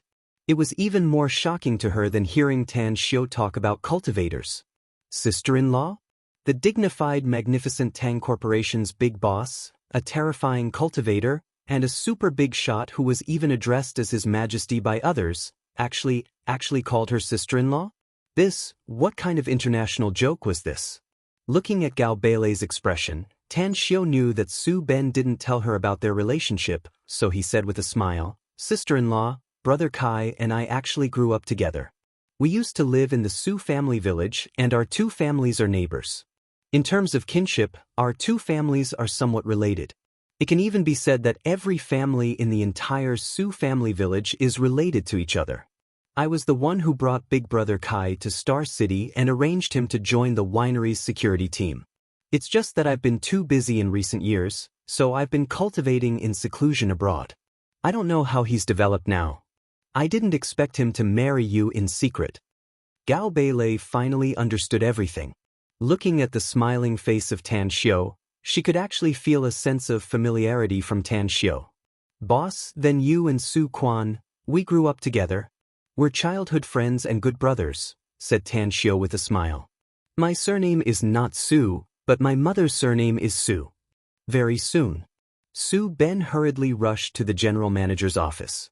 Just as he entered the door, he hurriedly asked, Beilei, why did you call me here in such a hurry? What? He didn't finish his words because he saw Tan Xiu. Tan Xiu greeted him with a smile and opened his arms. Brother Kai, I haven't seen you for a few years, but you're much more powerful than before. You even took the famous general manager of our magnificent Tang Corporation, Gao Beilei, as your wife. I'm impressed, truly impressed. An excited look appeared on Su Ben's face, and his eyes were slightly red. He dashed to the front of Tan Xiao, opened his arms and gave Tan Xiao a big hug. He punched Tan Xiao's back a few times and said, "Tan Xiao, I finally get to see you. I haven't seen you for a few years. If I hadn't heard from Chief Kong that you've been cultivating in seclusion, I'm afraid I would have been looking for you everywhere." Tan Xiao smiled and said, "I'm fine, don't worry. I haven't seen you for more than 3 years, but your strength has increased a lot. You should have broken through to the Golden Core stage by now, right? It's all thanks to you often sending people to send some cultivation resources to me, Quan Zi and Xiangfei," said Su Ben with a silly smile. "Else, it's impossible for us to cultivate so fast." Tan Xiao stared blankly for a moment before he forced a smile and said, "I didn't give the order. It should be Kong Xia. You and Kong Xia are family. It's all the same," said Su Ben with a smile. An incredulous look appeared on Gao Beilei's face. It was as if she got to know Su Ben again. She asked incredulously, You're also a cultivator?" Su Ben looked apologetic and said, "Beilei, don't blame me for hiding it from you. It's Tan Xiao who forbade us to tell anyone, not even our closest relatives. That's why I didn't tell him. But I've thought about it. When I see Tan Xiao later, I'll talk to him and see if I can let you cultivate." Gao Beilei's mood was particularly complicated. The things she learned today made her heart feel like it was riding a roller coaster, constantly fluctuating up and down. Suddenly, she seemed to recall something and hurriedly asked, "Then, you also know that Reese is a cultivator? You also know that there are 4 powerful experts protecting me?" "I've known about their existence since the first time I saw you." Su Ben nodded. "However, I've talked to Reese in private. I know that he wants to repay your kindness. Not only will he not hurt you, but he will also protect you in secret. As for the 4 people sent by Chief Kong already told me about it. Go home and kneel on the washboard." Gao Beilei angrily said.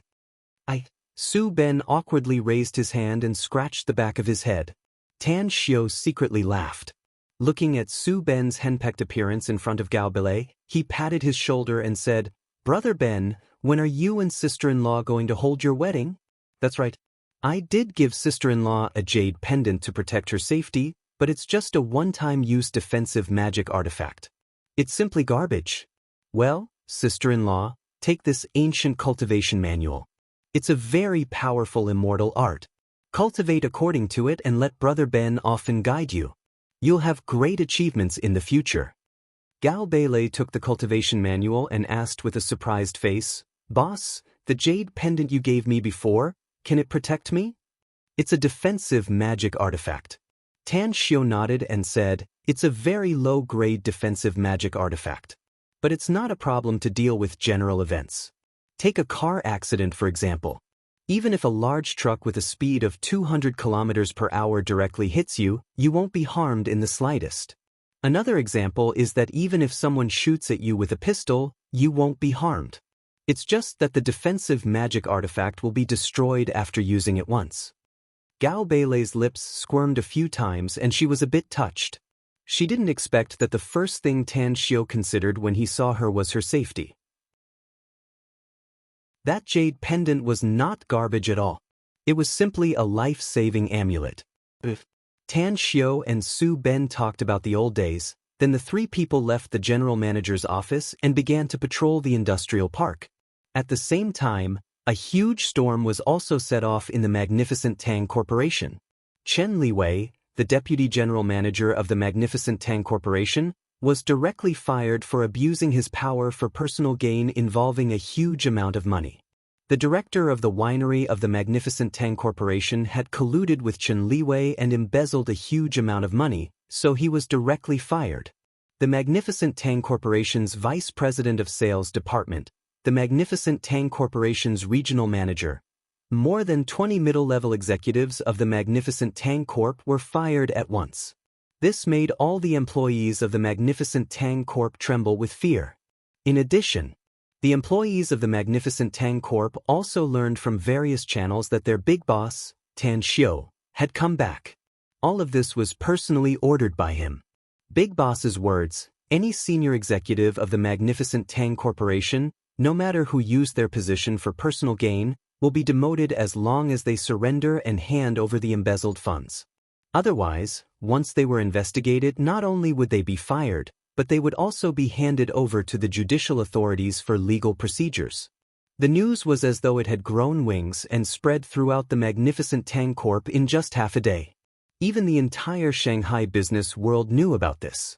At 5:30 p.m., before the employees of the magnificent Tang Corp got off work, more than a dozen senior executives came forward one after another to surrender and promise to return the embezzled funds and accept the demotion trigger.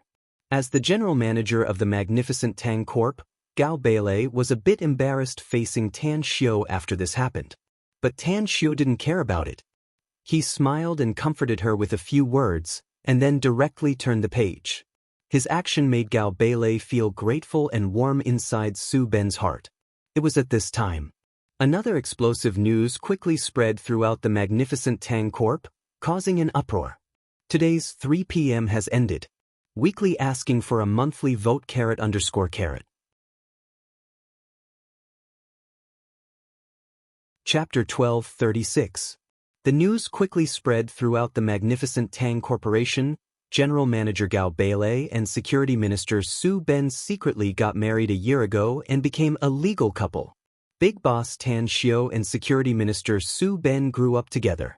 Tan Xiu calls Gao Beilei's sister-in-law in front of many people. For a moment, the entire magnificent Tang Corp's employees looked at Su Ben with different eyes. Because even a fool could see that the real big shot of the magnificent Tang Corp, aside from big boss Tan Xiu, was Su Ben. He had a brother like the big boss and a wife who was the general manager. This was the real winner in life. In the evening, Tan Xiu, Su Ben, Gao Beilei, Su Quan, as well as Su Xiangfei, who had just arrived, all gathered in the Blue Star Villa complex, enjoying a rare gathering time. "It's so lively here." A bell-like laughter came from outside the dining room as Chen Xiaowan, who was wearing a red windbreaker, stepped into the room with a fragrant breeze. Tan Xiu got up and stepped forward to give her a big hug. Then he released her and smilingly said, "Sis Xiaowan, it's been more than 3 years since we last met. You look more beautiful and younger than before. What's wrong? You didn't bring my future brother-in-law with you?" "Don't talk nonsense. I don't have a boyfriend yet," Qin Xiaowan said with a smile. "But you've been gone for 3 or 4 years. This big sis misses you." After saying that, her eyes turned slightly red. Her eyes were slightly red. If there weren't so many people around, her tears would probably have gushed out. Tan Xiu hugged her shoulder and smilingly said, "Sis Xiaowan, I'm really busy with something. Otherwise, I would have come back to see you long ago. Come, let me introduce you to them." Chen Xiaowan took a deep breath and tried to make the sourness in her nose recede. Then she smilingly said, "You don't need to introduce them. Who among them don't I know? It's just that I didn't expect General Manager Gao to be here." "Sis Xiaowan, she's my wife." Su Ben smilingly said. "What?" Chen Xiaowan seemed to have heard the most incredible news. Gao Beilei was the general manager of the magnificent Tang Corp and a big shot in the world's financial system. She was definitely a super big shot with eyes on the top of her head. Yet, she actually became Su Ben's wife? What? Was this an international joke? They should be people from 2 different worlds. Tan Xiu said with a smile, "Sister Xiaowan, I was also shocked when I first found out about it. Later on I figured it out. It's called everyone has their own preferences. General Manager Gao likes Brother Kai's green foxtail, so she's willing to marry him with her red flower." Ha! A group of people burst into laughter. Even Su Ben was scratching his head, not knowing whether to laugh or cry. Because they weren't outsiders, the atmosphere was quite harmonious. Just when everyone was about to eat and drink to their heart's content, Scarblade Chang hurriedly arrived. At this time, his hair was a little long and he hadn't shaved his beard, but he didn't look dispirited at all. Instead, he was full of energy. However, the smell of alcohol on him had not dissipated, which meant that he was still drunk when he received Tan Xiu's call. "Boss." Scarblade Chang's eyes flickered with unsuppressible excitement as he called out. Tan Xiu pushed the chair and got up to come before Scarblade Chong. He looked at his slightly red eyes and gently patted his shoulder. Then, he turned his head and said, Quan Zi, go to the kitchen and tell the auntie to prepare a bowl of noodles and 2 hot dishes. There are no outsiders here today, so I'll speak frankly.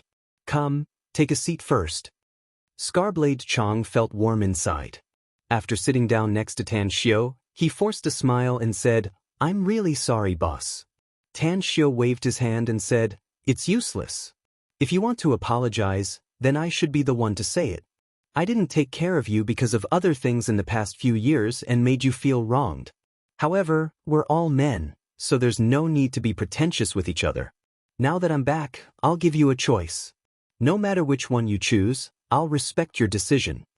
Scarblade Chong's lips squirmed a few times, but he didn't say anything and just nodded heavily. Ever since he met Tan Xiu in his hometown, he risked everything and went to Star City with him.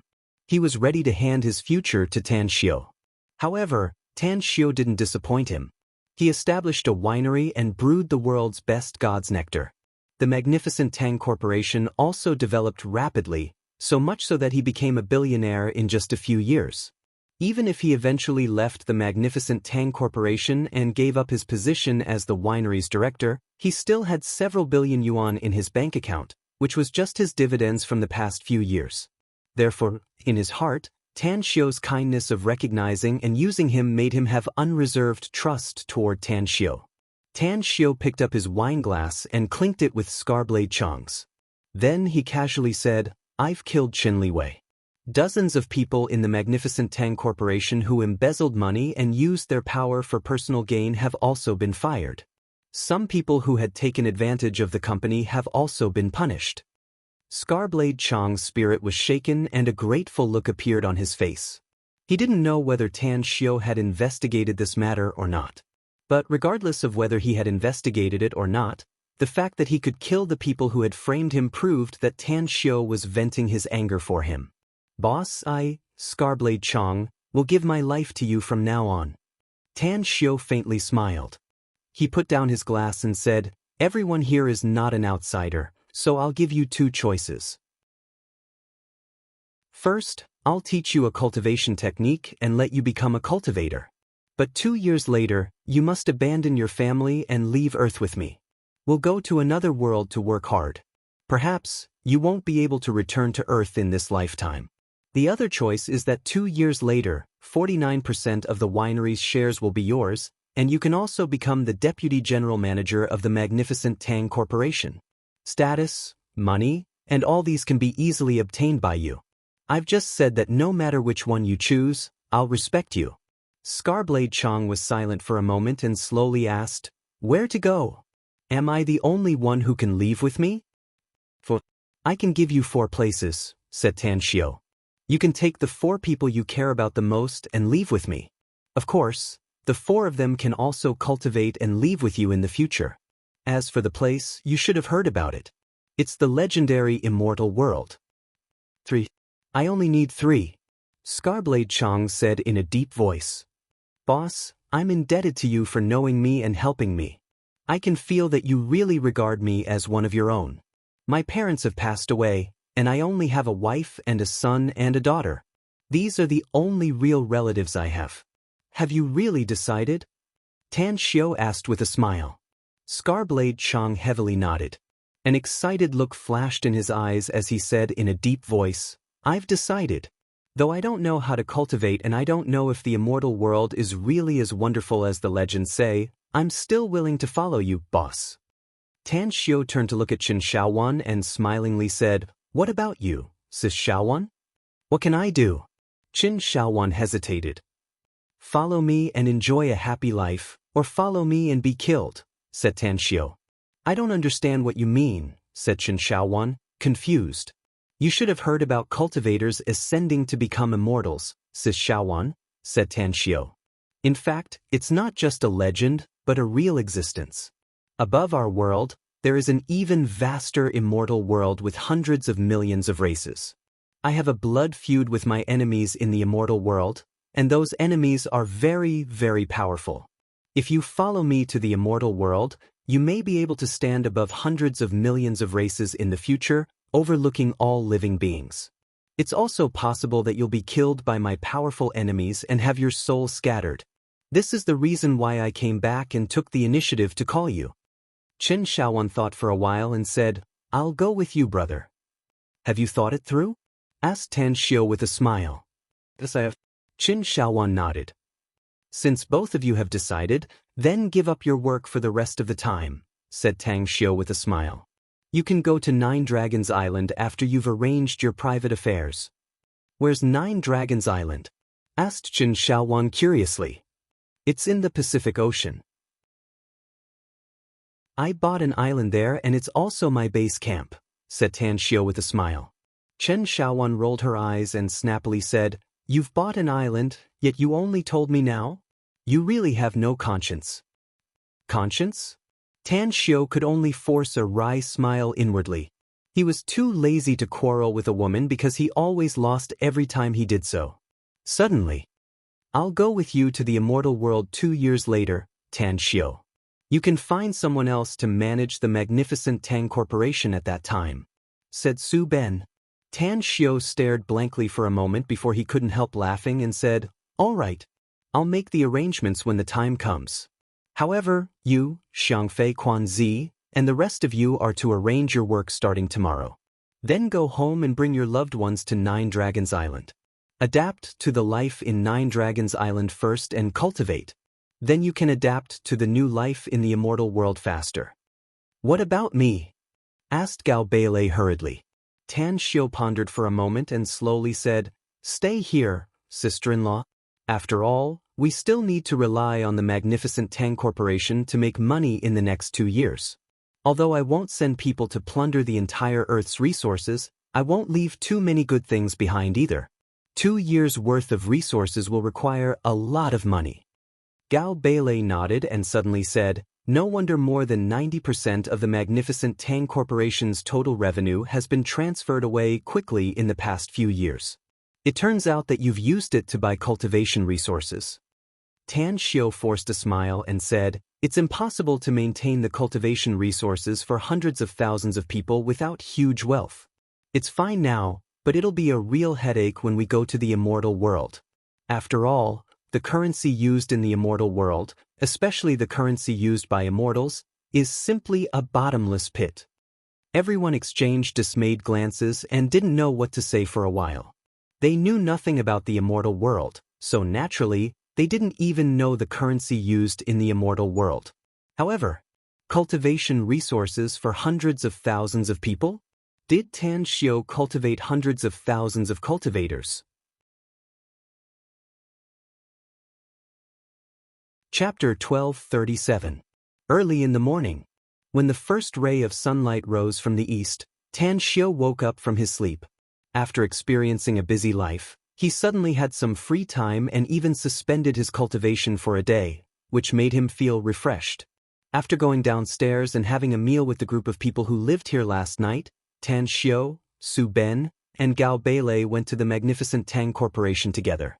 Scarblade Chong also followed them. Morning. A piece of news spread throughout the magnificent Tang Corporation that Dai Chong, the former director of the winery, had been framed and lost his position as the director. Big Boss Tan Xiu personally called him back and entrusted him with the important task of going abroad to be the deputy general manager of the magnificent Tang Corporation. Although it was just an empty title, it was still a surprise to many people. Therefore, everyone realized that the relationship between Dai Chong and the big boss was very close. Evening. Tan Xiu received Miao Wendong, Xiao Mingjin, and several other patriarchs in the magnificent Tang Corporation. He then signed the written contract for the cooperation on the island in the South China Sea. With 80 billion yuan in his account, he only needed a few people to supervise the follow-up. The magnificent Tang Corporation would build the world's top tourist island, which would be easily solved when the time came. As for the person appointed, it was a veteran of the magnificent Tang Corporation. It was a new day. Tan Xiu left Shanghai with Tang Along and headed to the Taklamakan Desert. The secret base built by Huaxia was located in the Taklamakan Desert, and the director of the Special Abilities Bureau, Duanmu Lin, was in charge there. Even more than half of the Special Abilities Bureau's members were stationed there. Sitting on the train heading to the Southern Territory, Tan Xiu calmly looked at Tang Ong, who was sleeping in the opposite berth, and asked, "Ah Lang, you've been following me and watching everything that happened in the past few days. What have you learned?" "What I've seen is the way you conduct yourself, master," said Tang Ong respectfully. "Only these?" Tan Xiu lightly smiled. "That's all, but the details are very important." Tang Ong shook his head. "You've been cultivating your relationship with your acquaintances in the past few days and subtly drawing those close to you to accompany you on your journey in the future. Furthermore, master, you're decisive in your actions. You didn't take any action, but once you did, it was as powerful as a thunderbolt. You directly removed all the malignant tumors of the magnificent Tang Corporation.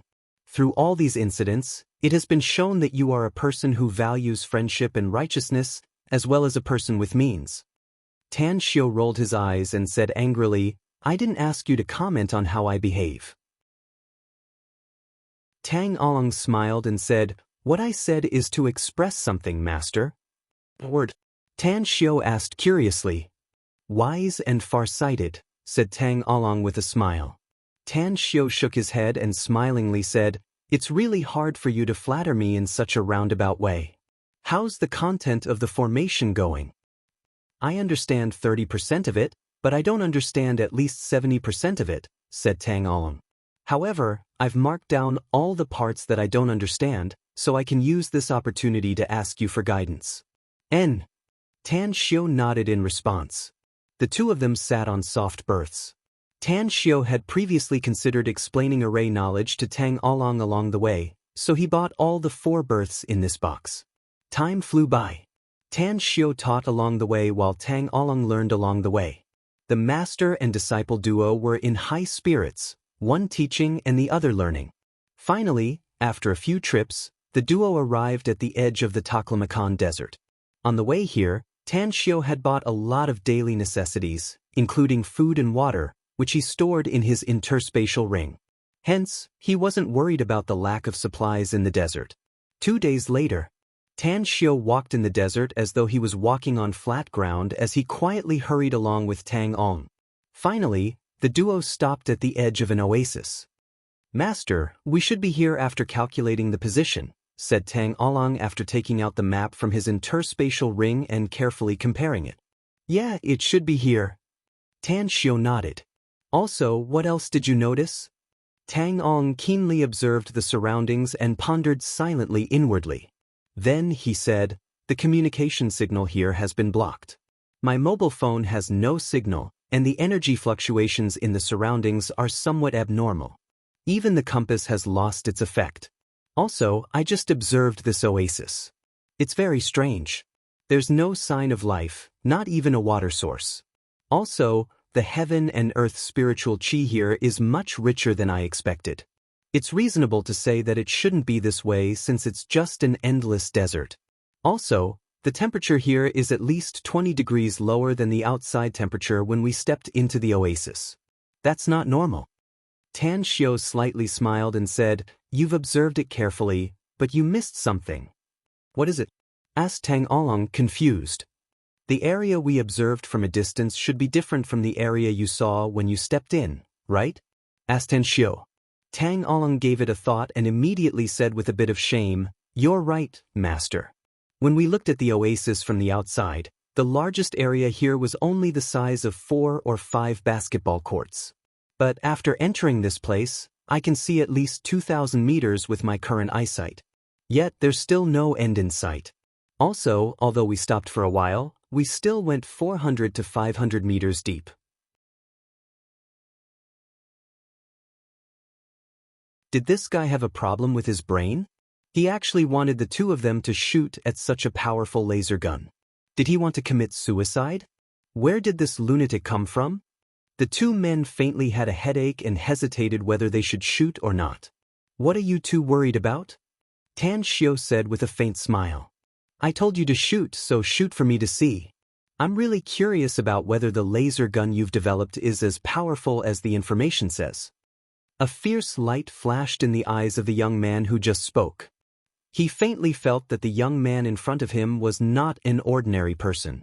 It was very likely that he was also an ability user like him. His ability had only been awakened for a year and a half, but after a year and a half of systematic training, he had become a strong ability user. Moreover, this was the most important secret base of the country.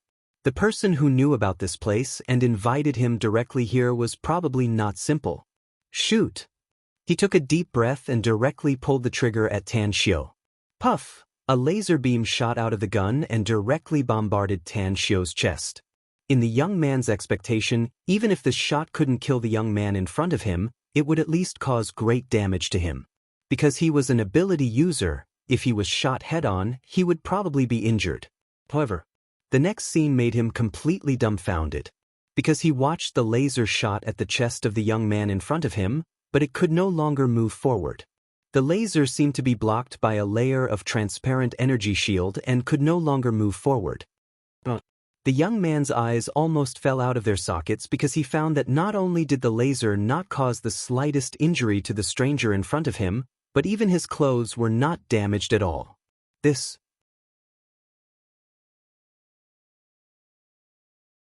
Chapter 12:38. Tan Xiu let out a faint smile and flicked the clothes on his chest. Then he lightly smiled and said, "The power is not bad. If my judgment is correct, the range of this laser gun should be several kilometers. At the very least, within a range of 2 kilometers, even a 100-ton boulder would be directly blasted apart." Bam! Several hundred meters away, the turf in another place was lifted as 2 strange green vehicles rushed out and quickly stopped in front of them. Zhu Long looked pleasantly surprised and dashed to the front of Tan Xiu, calling out, "You're here, Mr. Tang." "I just arrived too," said Tan Xiu with a smile. "Director Duanmu will be very happy if he knows that you're here," said Zhu Long excitedly.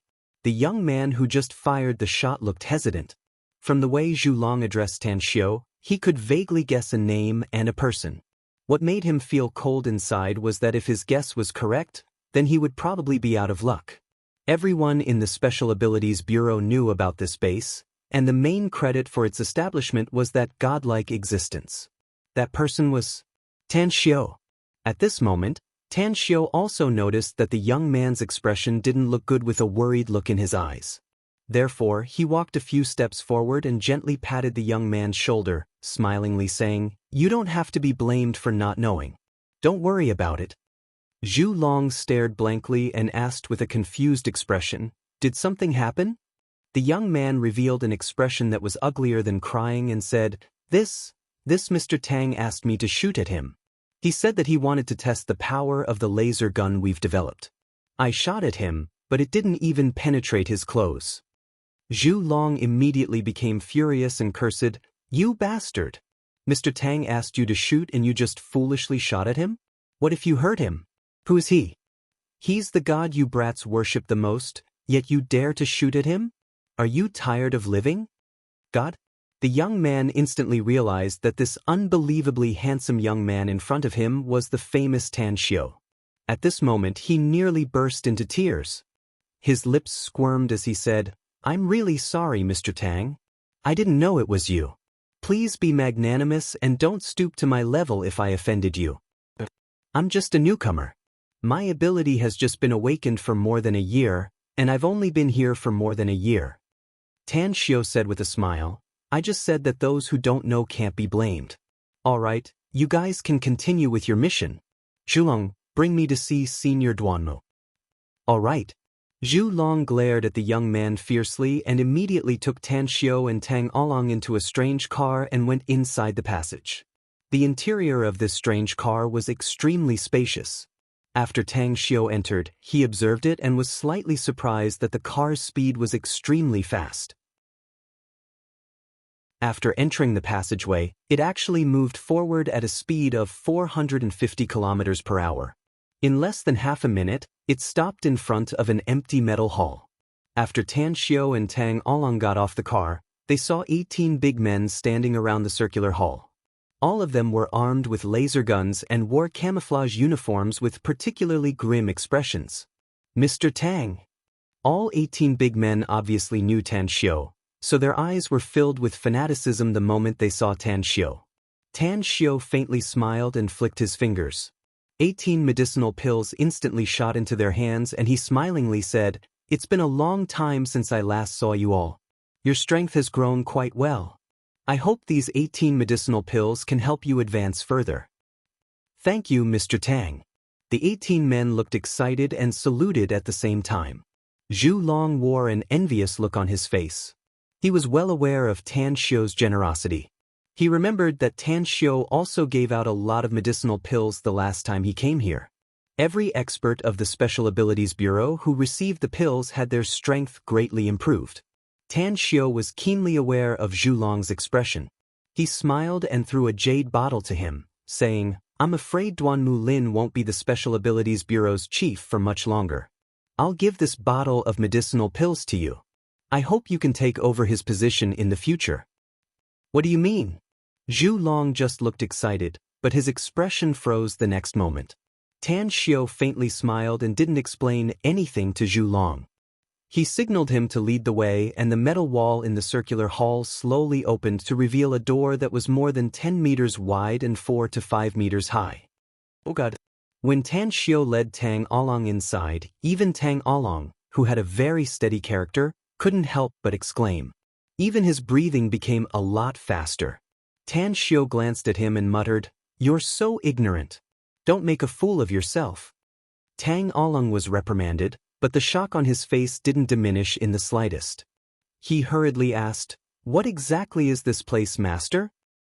Why do I have a feeling that I've entered a technological world of a higher civilization? It's like a scene from a foreign sci-fi blockbuster. The visual impact is too intense." While walking inside, Tan Xiu said, "You're right. This is indeed a world of a higher civilization. The technology here is at least 10 to 100 times more advanced than the technology on Earth. Perhaps Earth's civilization will be able to be on par with this place after a few hundred years." Zhu Long forced a smile and said, "Let alone a few hundred years, I'm afraid that Earth's technology won't be able to be compared to this place even after 1,000 years of development. That's because some special materials can't be found on Earth at all. If it weren't for the energy converters that can convert those materials, there would be no way to develop more advanced machinery and items." Tang Xiu smiled indifferently. He didn't step on the stairway leading to the space in front, but directly floated up and stepped on the void as he walked forward step by step. It was a super large underground space. Even with Tan Xiu's current eyesight, he couldn't see the end of it at a glance. Inside, there were countless strangely shaped machines. Countless soldiers in military uniforms with guns in their hands were patrolling on frisbees. All kinds of vehicles didn't run on the ground but flew in a special trajectory. Additionally, there were a lot of high-tech weapons here. Tang Along even saw with his own eyes that more than a dozen fighter jets were parked in a corner of this space. Hundreds of staff in blue uniforms were busy working around the fighter jets. What shocked him, however, was that these fighter jets weren't like the ones in the outside world at all. He had read a lot of military magazines before and learned about many advanced combat aircraft in the world. But the smallest of these fighter jets was more than 200 meters long and had a shockingly large wing. Tang Along silently estimated that these fighter jets could definitely accommodate more than 1,000 people. Alien fighter jets. Tang Along muttered inwardly while secretly suppressing the shock he was feeling. "Ah!" A loud laughter came from a distance. Duanmu Lin directly flew to the front of Tan Xiu and stepped forward to give Tan Xiu a big hug. He then let go and smilingly said, "You're finally willing to come out of that isolated island, kid. How is it? What do you think about this place? After a few years of development, isn't this place different from before?" "It's indeed different from before, which proves that you've done a great job," Tan Xiu smilingly said. "However, I still have a question in mind. Can this base build an interstellar warship in 2 years? It should at least be a level 3-1, right?" The smile on Duanmu Lin's face froze. He blinked and was at a loss whether he had to cry or laugh as he said, "What are you thinking, kid? Even if all the staff work overtime to study, experiment, and manufacture day and night, it's impossible to develop an interstellar warship in 2 years. Do you think interstellar warships are cabbages that can be easily grown? A smile outlined on the corner of Tan Xiu's mouth as he smilingly said, "Since we can't develop an interstellar warship in 2 years, then I'm afraid you won't be able to see the results of our research. Also, you won't be able to see the future development of Earth's science and technology. To be honest, I really want to take an interstellar warship and stroll around the Milky Way galaxy." 2 years? Duanmu Lin's heart thumped. He looked deeply at Tan Xiu and asked, "Have you made up your mind?" "In 2 years." Tan Xiu nodded and said, "Everything is ready except for the east wind. Therefore, I must leave in 2 years at most." Duanmu Lin forced a smile and said, "Can you slow it down a bit? 5 years. We can build an interstellar warship in 5 years at most. At that time, I also want to take an interstellar warship and stroll around the Milky Way galaxy." Tan Xiu shook his head and said, "It's too late, boss." Duanmu Lin's expression shifted and he hurriedly asked, "Unless what?" "I'm preparing to make a big move in the near future," said Tan Xiu. "So if all the world's top researchers are brought here, do you think we can manufacture and produce an interstellar warship in 2 years?" Duanmu Lin thought for a while and shook his head. "I don't know, to be honest. But there may be hope if we give it a try." Tan Xiu nodded and said, "If that's the case, then just wait to receive a steady stream of scientists and technicians. Give me a communicator, I'll make 2 calls." Duanmu Lin immediately took out the communicator and handed it to Tan Xiu, saying, "Feel free to use it. This communicator can connect to all kinds of communication devices in the world, and it won't be detected by the satellites of any country." Tan Xiu nodded and dialed a number. After the call was connected, he said, "Jin Shi, activate the intelligence network from now on and investigate 2 directions. First, investigate the top 3 forces in the world, House Dolan and the Dark Wind. Second, investigate the world's scientific and technological experts in various fields. They must be the top ones in each country. Give me the list directly after the investigation is done." "Is there a number requirement, Your Majesty?" Jin Shi's voice came from the phone.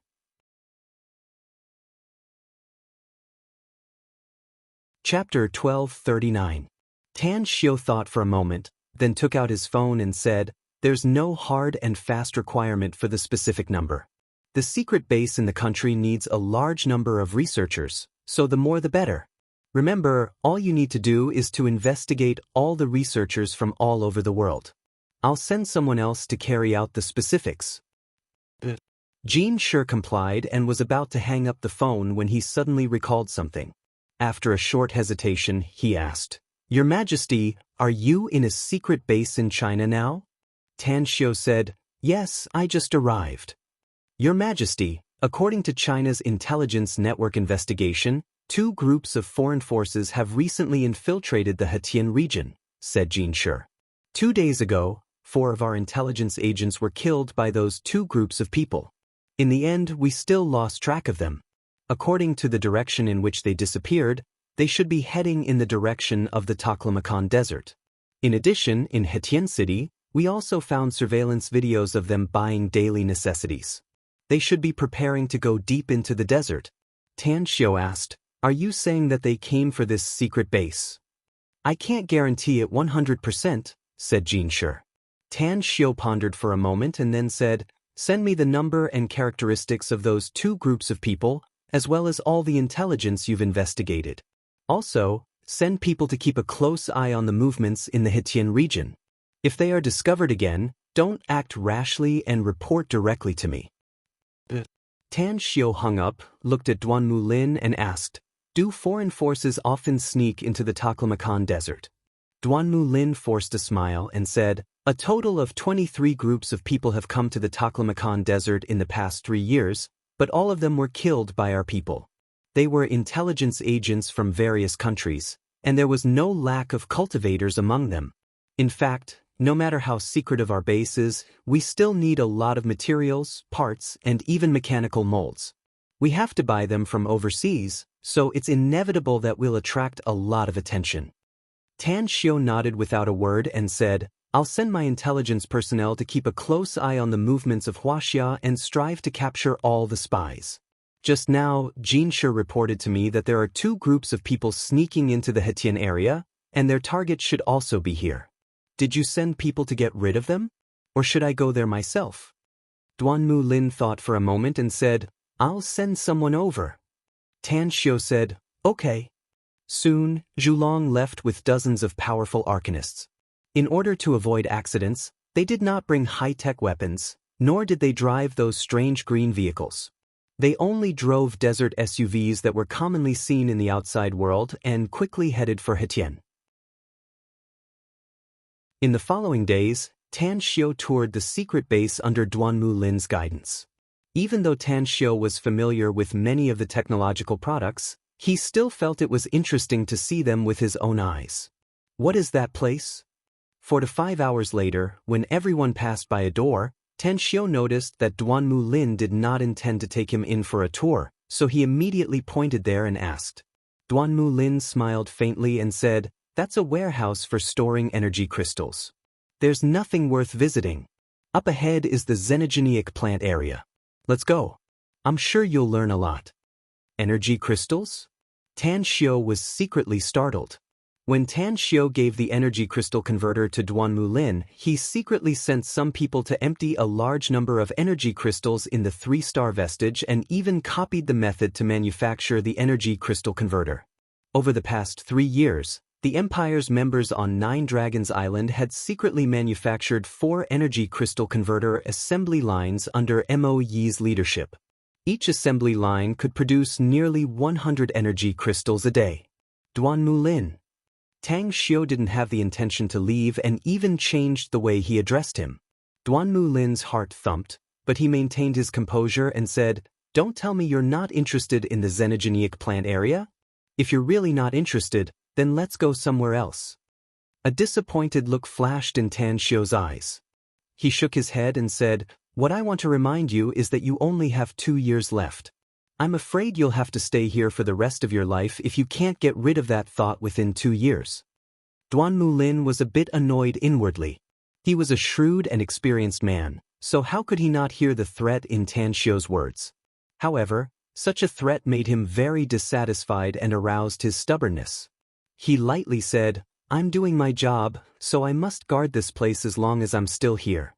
Tan Xiu suddenly let out a particularly bright smile and said, I'm indeed very curious about the xenogeneic plant area. Take me there to have a look. Duanmu Lin watched Tan Xiu's back as he turned and left.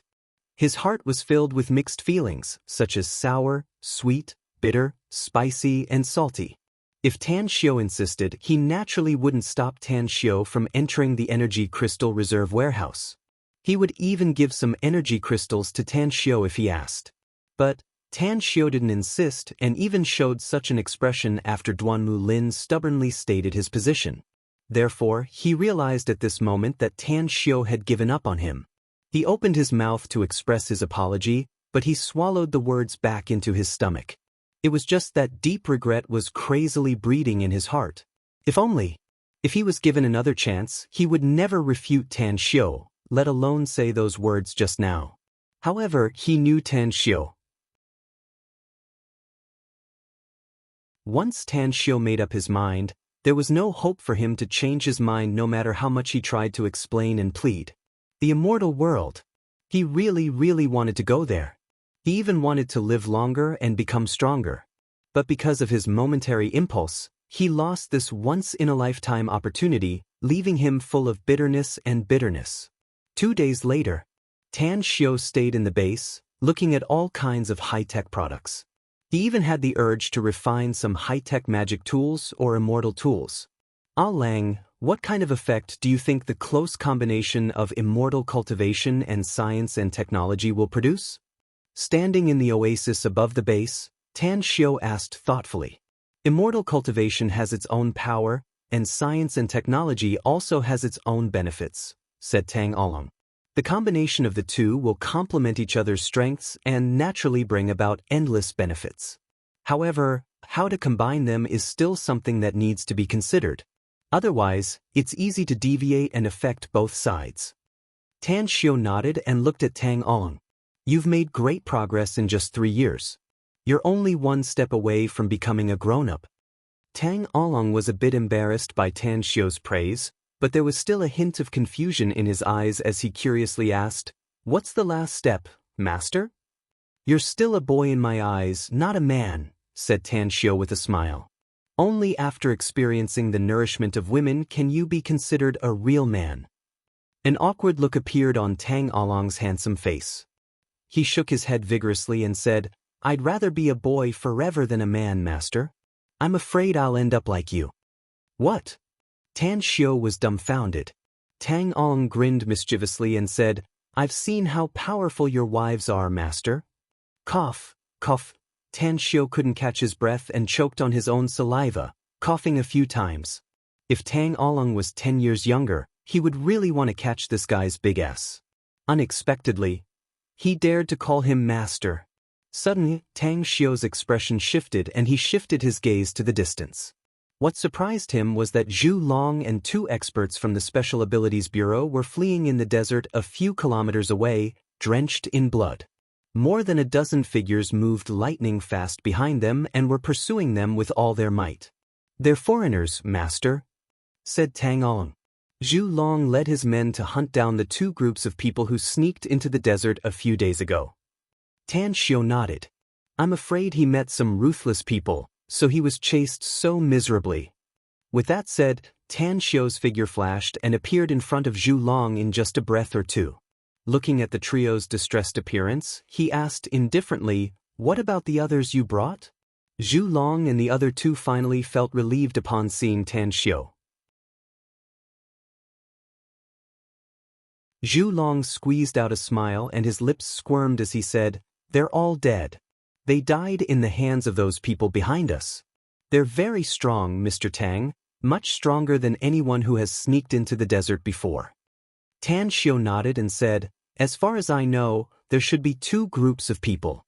What about the other group?" "The other group is from the Stygian Club. We just got rid of them and were intercepted by these people from Pyramid," said Zhu Long. "If it weren't for us desperately fighting them, I'm afraid we would have died outside." "Zhu Long, go back and tell Duan Mulin that I won't come here again from now on," said Tan Xiu. "I hope he won't look for me again. Also, I hope he won't forget the promise he made to me in the past." "What do you mean?" Zhu Long's face revealed a puzzled look, but he still nodded silently. While talking, more than a dozen experts from Pyramid had surrounded the 5 of them. The leader was a big man wearing a black mask and holding a long saber. He coldly stared at Tan Xiu's group and said, "It seems that the results of the investigation are correct. You're definitely plotting something in this desert. Tell me why you're here and maybe I'll spare your lives." Tan Xiu smiled indifferently and said, "That long saber in your hand should have been bought at the Genesis auction in Shanghai 3 years ago, yes? How did you know?" The big man's complexion changed and a vigilant look appeared in his eyes. Tan Xiu lightly smiled and said, "It's because I personally refined this long saber. You can look at the handle if you don't believe me. There's a tiny character on it." "Tang?" The big man didn't look at the handle, but his finger pressed on the tiny character. "Continue to erupt today. Seeking monthly votes for support."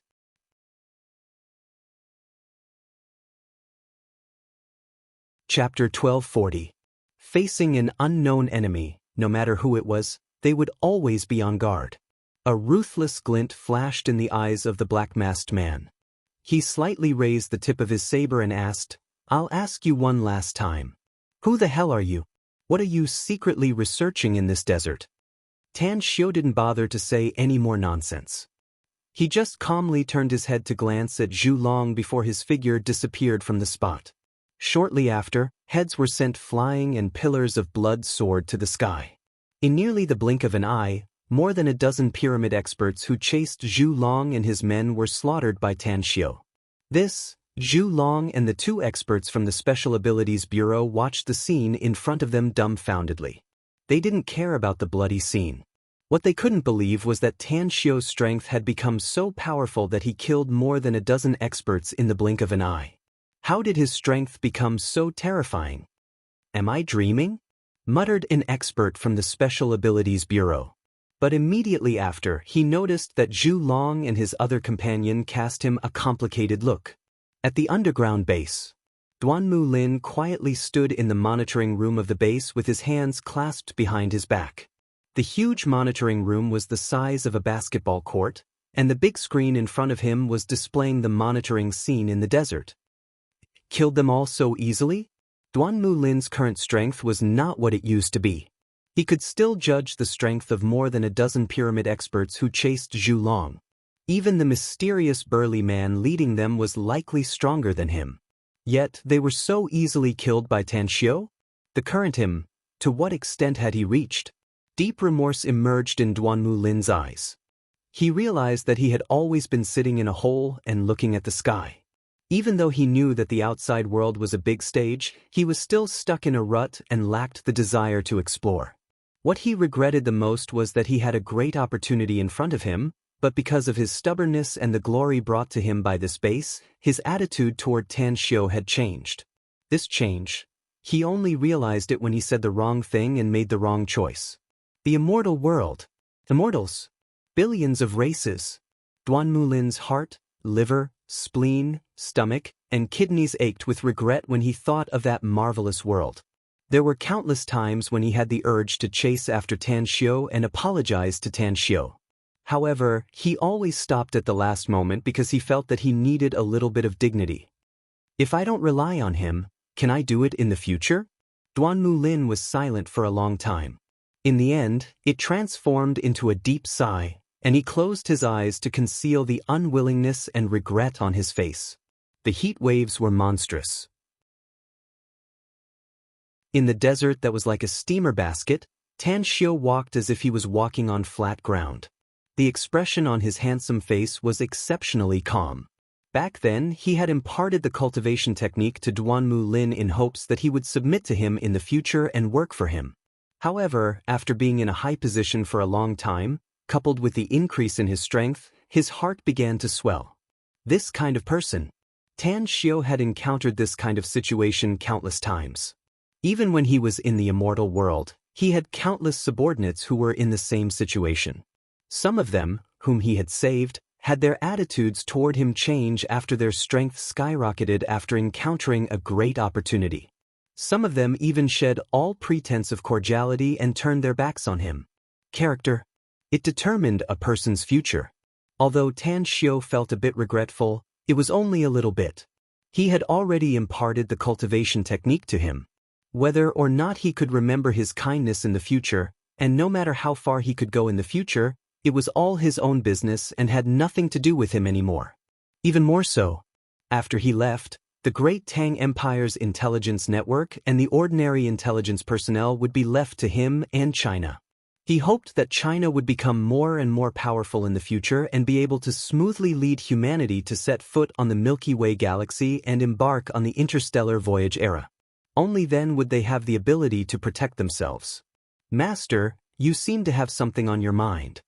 Following beside Tan Xiu, Tang Oolong wore a thoughtful look on his handsome face. There's indeed something on my mind. Tan Xiu nodded. Is it because of Duanmu Lin? Asked Tang Oolong. You have good insight. I'm more and more optimistic about you now, said Tan Xiu with a smile. I've already grasped the essence of all kinds of books. Even if I'm stupid, I can still see the ways of the world and gain insight into some of the psychological activities of others. In fact, Duanmu Lin should be regretting it now, but you didn't give him another chance. Even if I choose to take a step back this time, he'll still show his current attitude even if he makes significant achievements in a certain aspect in the future, said Tan Xiu calmly. This is a person's character and something that is integrated into their bones. Humans and immortals will all change. It's just that some people will change for the better, while others will change for the worse.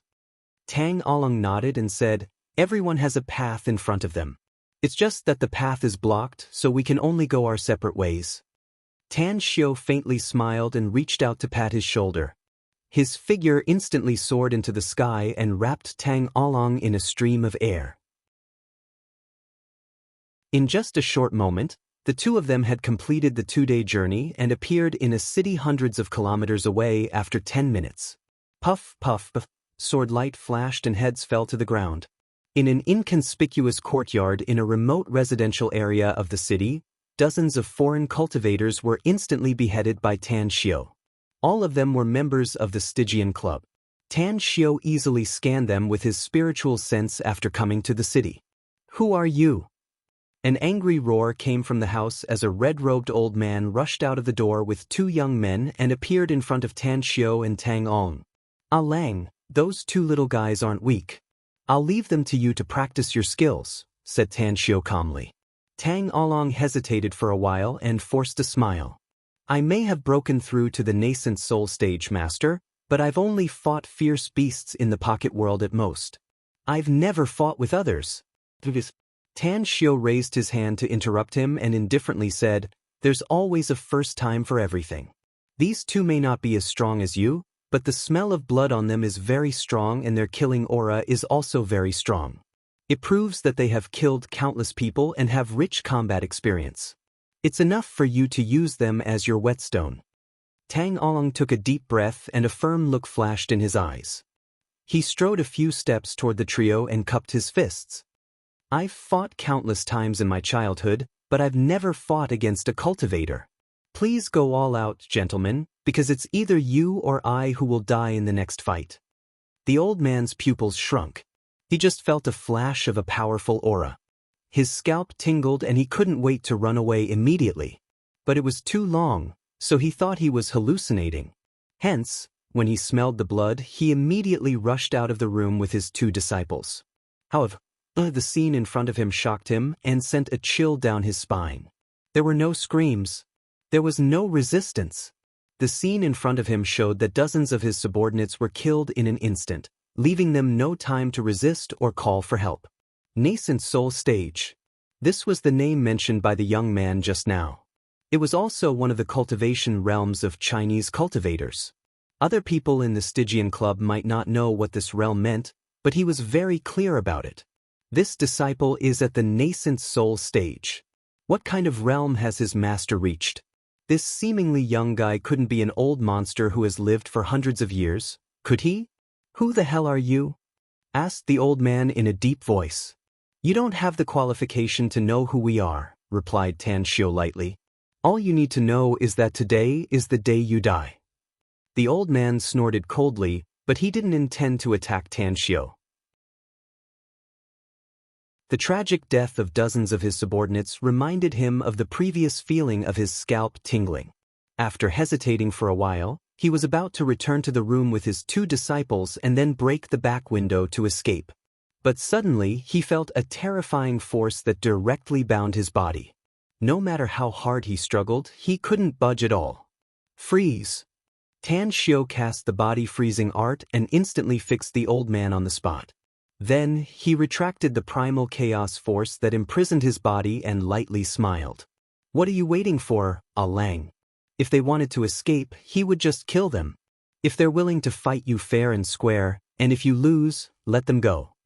The two youths glanced at each other. Then, one of them immediately asked the old man, "Can we kill him, master?" The old man blinked and bitterly said, "You two attack him together. Defeat him, but don't kill him. If you two can defeat him, I'll give you the two daggers I made." "Really?" Both of them looked pleasantly surprised at the same time and called out in surprise. "Really?" The old man wanted to nod, but he couldn't even move his neck no matter how hard he tried. Helpless, he could only look at Tan Xiu and gave him a pleading look.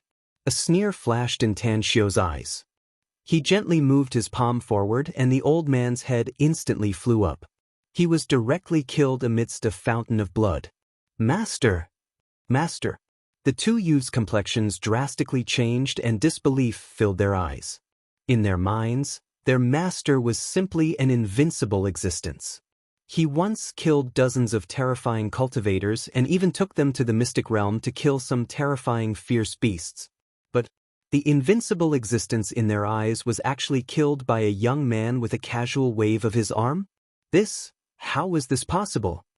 "Listen, I've given you the chance to live. You can leave here alive if you can kill my disciple," said Tan Xiu calmly. "But if you can't kill my disciple, you can only go to hell to accompany your master."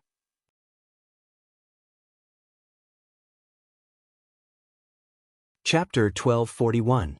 The two young men exchanged dismayed glances. Never in their wildest dreams did they expect that this terrifying powerhouse in front of them would make such a request. Could it be? Did he have a grudge against his disciple? Why did he have to force them to go all out to kill his disciple? Tang Along cast a hand seal and instantly unleashed the immortal sword inside his body. In the blink of an eye, the immortal sword had already arrived in front of the two young men. He realized that his master must let him kill them, else he would likely be killed today. This was a form of training, but it was also a test. Kill. The two young men no longer hesitated. The desire to survive drove them crazy at the same time. They were not good people. Each of them was a ruthless character whose hands were stained with blood. Since their master was like a dog in front of this man, the only way for them to survive was to kill this brat in front of them and hope that their master would keep his word. Lightning charm. Almost in an instant, the two young men took out talismans from their sleeves and activated them, causing lightning bolts to shoot directly at Tang Along. Tang Xiu, who was standing more than 10 meters away, instantly squinted his eyes because he found that the lightning talisman activated by the two youths was also refined by him. Furthermore, it was the same talisman that was auctioned off at the Genesis auction in Shanghai 3 years ago. Interesting. A smile appeared on the corner of Tan Xiu's mouth, but his eyes were full of murderous intent as he looked at the two young men. Tang Along had never had a life-and-death fight with a cultivator. Facing the lightning bolts coming at him, he was horrified to find that the dozens of lightning bolts had almost sealed off the space around him. Even if he tried to retreat, he wouldn't be as fast as the lightning bolts. 10-directional sword annihilation. Tang Along cursed inwardly. The immortal sword instantly transformed into dozens of immortal swords and arranged a layer of sword array in front of him. As the lightning bolts bombarded the sword images, his body shook violently and he staggered back a few steps before he managed to stabilize himself. Creak. The bodies of the two young men began to change. Fangs appeared in their mouths and sharp nails pierced through their flesh. 2 pairs of black wings instantly grew out and flapped them. A black stream of qi turned into sharp arrows and shot toward Tang Along lightning fast. Vampires? Tang Along had never seen a real vampire in reality. He only heard that vampires existed in some European countries. There was even a vampire force that had a deep friendship with his master, Tan Xiu. Mental wave. Tang Along, who had very little combat experience, used his offense as a defense to block the lightning bolts and the steady stream of black energy arrows. At the same time, he also displayed another kind of attack he was good at. Buzz.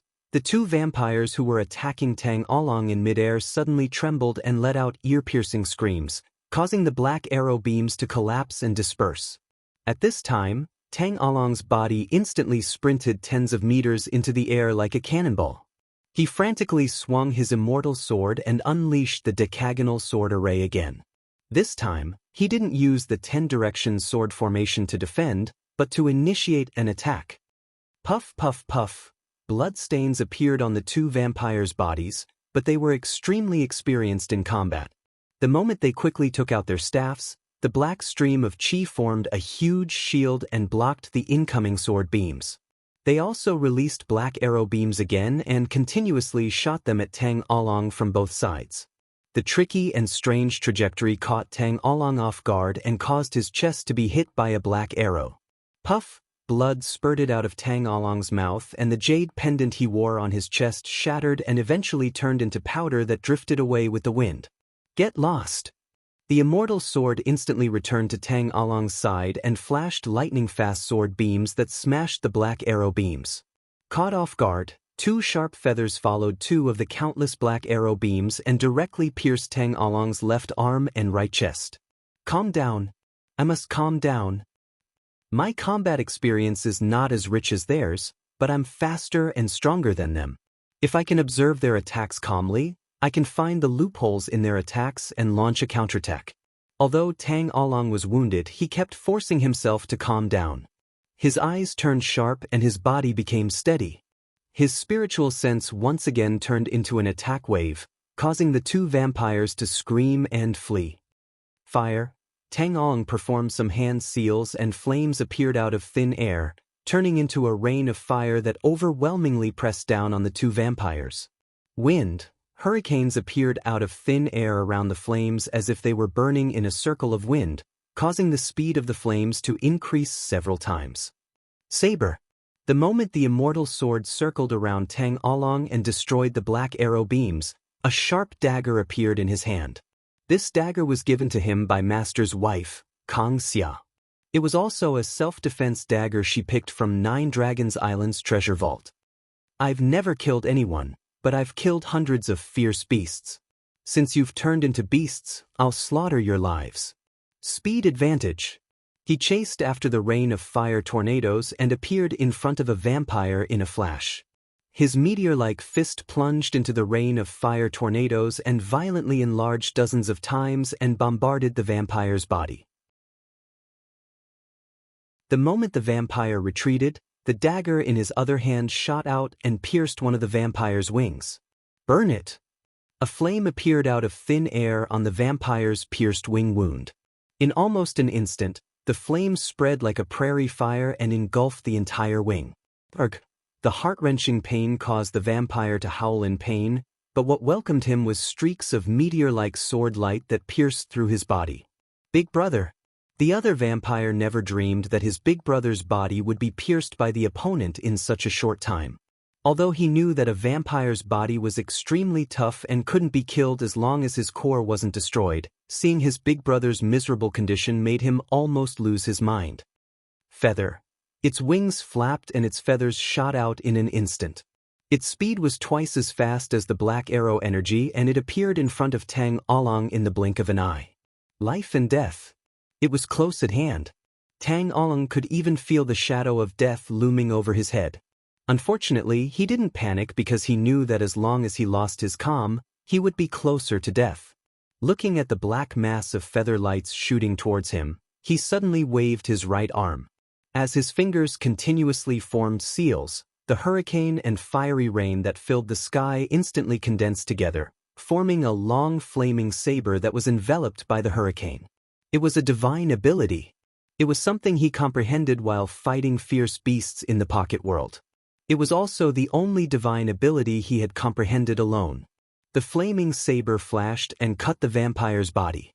The speed of the feathers in the sky slowed down several times as the vampire's body was cut.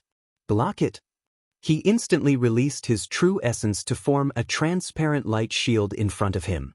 The moment he coughed up a mouthful of blood, his body flew backward and heavily fell to the ground from the sky.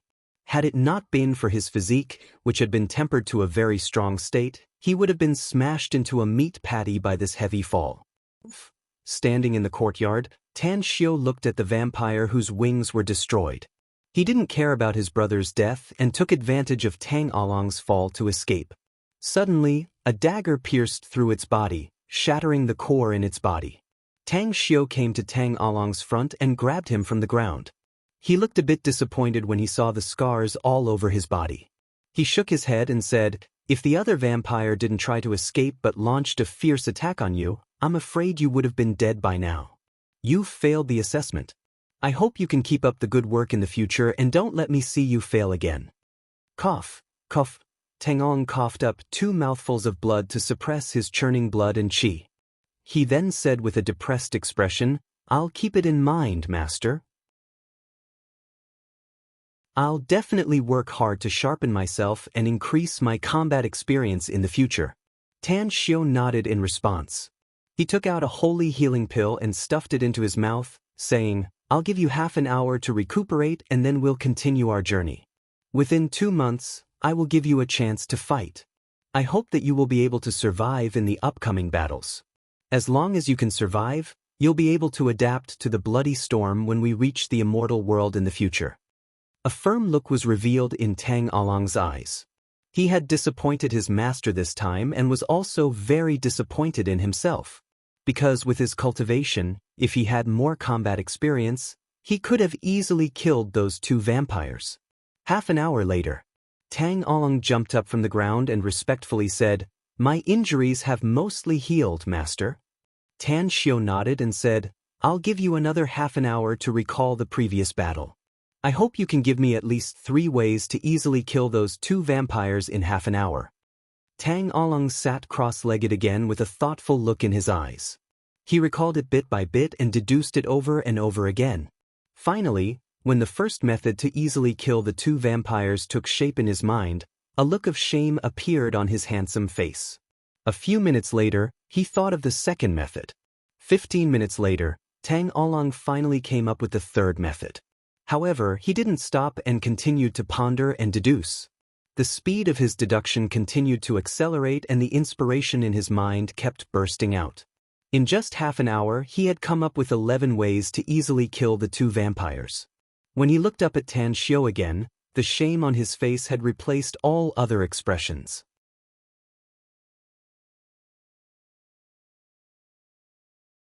Chapter 1242.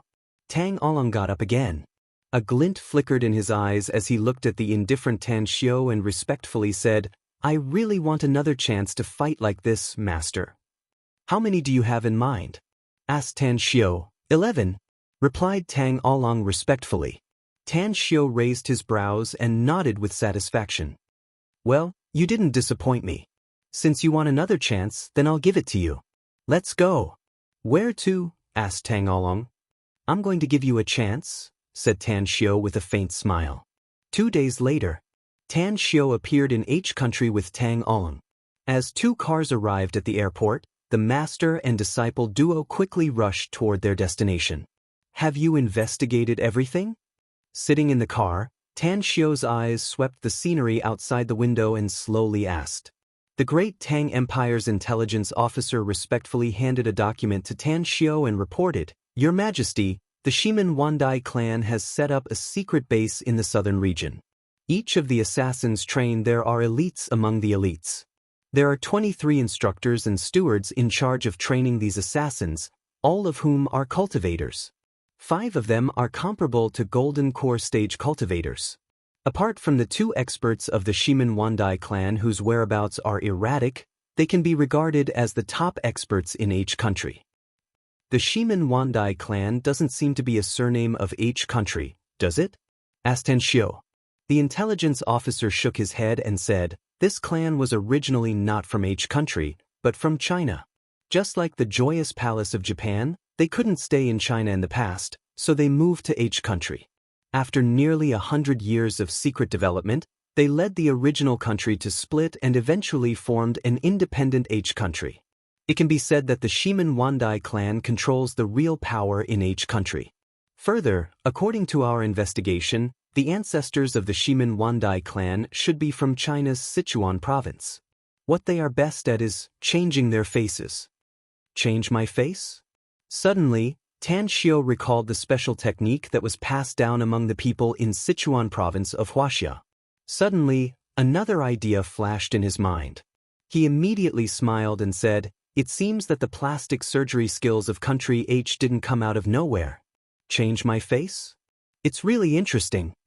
Hearing this, the intelligence officer couldn't help but laugh and say, "Your Majesty, what you said really makes sense. I'm really stupid to not have thought of this in advance." Southern District. The Shimen Wandai family's secret assassination base was located in a forest along the coast.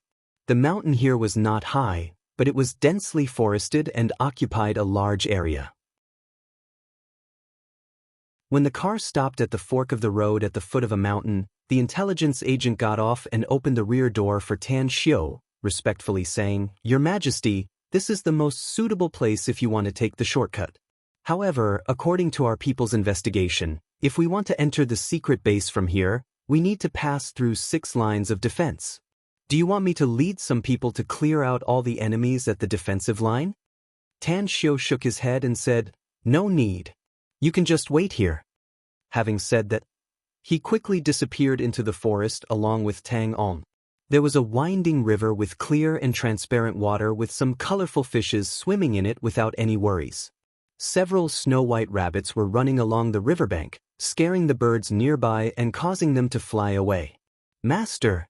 Tang Along stopped and looked at the 2 military tents on the other side of the river, as well as several strong men in black uniforms near the tents.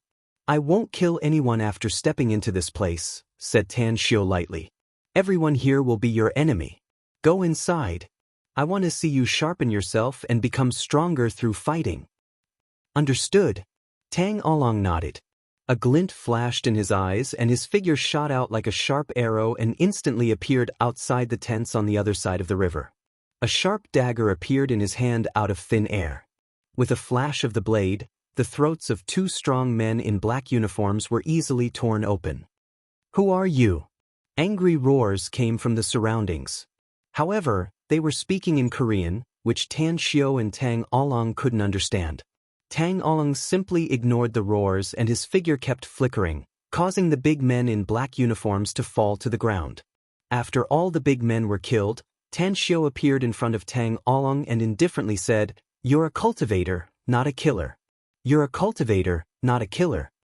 Tang Along stared blankly for a moment, but he immediately understood Tan Xiu's meaning. He nodded and said, "I understand what you mean, master. I'll use the means only cultivators can use to kill the enemies." "No need." Tan Xiu shook his head and said, "Use the means you're good at to kill the enemies. I'm telling you this because I want you to be vigilant at all times.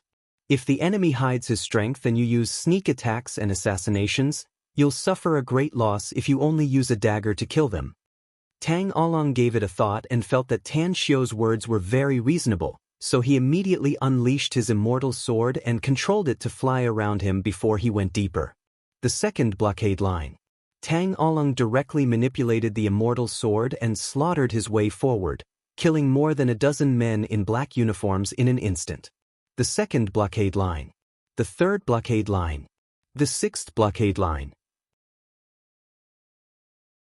After the blood droplets on the immortal sword were shaken away by the sword and returned to Tang Along's body, Tan Xiu followed him and looked at the corpses on the ground. He shook his head and said, "They're just some ants. The most powerful ones among them only cultivate some qigong and can only be compared to some martial arts grandmasters. However, the murderous aura around them is very strong. They should be ruthless characters who have killed a lot of people." Tang Along took out the map given by the intelligence personnel and carefully observed it for more than 10 seconds before he found the location of the secret base.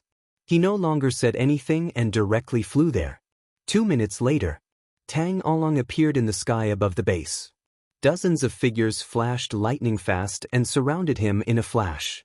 At the same time, over 100 assassins who were undergoing training arrived one after another. Soon, they surrounded the area with 3 layers inside and 3 layers outside. "Who dares to break into my training base?" A voice that sounded like a great bell came from the deepest part of the base. Immediately after, 3 figures flickered lightning fast and instantly appeared above Tang Along. They looked down at him with murderous intent but didn't launch an attack immediately. Tang Along frowned. Although he knew that this was a training camp for assassins on the way here, he didn't expect that there would be so many people here. What was most inconceivable to him was that there were a lot of cultivators here. Even those assassins had faint true qi fluctuations, indicating that even though they were martial artists, they still possessed great strength. However, according to the intelligence, there should be 2 very strong experts here. Tang Along took a deep breath and said in a deep voice, "Slay the evil and defend the Tao. I'm here to pick a fight. Who dares to come up and fight me?" What? Everyone in the training camp wore a strange expression. They never dreamed that there would be a stupid brat who jumped out at this time and said something stupid like slaying the evil and defending the Tao. Did he just say that in Mandarin? Suddenly, some sharp-minded people noticed the situation. High up in the sky, among the 3 people who were glaring at Tang Along covetously, the black-robed burly man with curly hair looked contemptuous. He couldn't sense any energy fluctuation coming from Tang Along's body. He even suspected that this brat had come here through some unguarded place and was just a blind cat bumping into a dead mouse. "Brat, are you from China?" The burly man squinted his eyes and asked in Mandarin in a gloomy tone. "That's right. I'm from China." Tang Along nodded. The burly man asked, "Did you come to our place by a freak combination of factors? Or did you come here with a purpose? Or did you know that we're here before and came here to make trouble?" My master despised me for having no actual combat experience, so he sent me here to pick a fight, said Tang Along. You're from an assassin training camp, so you're not good people. I've sworn to be a good person who slays the evil and defends the Tao. That's why I'm going to kill all of you so that you can be good people in your next life. Ha! The instructors and assassins in the surroundings who could understand Mandarin burst into laughter. They looked at Tang Along as though he was a fool. The burly man standing high in the air shook his head with a wry smile and waved his hand. Who's going to send him to the Western Paradise? Me. A bare-chested man with a hideous grin on his face instantly dashed to the front of Tang Along. The dagger in his hand kept flying and instantly attacked Tang Along's neck. Puff! The faint sound was heard.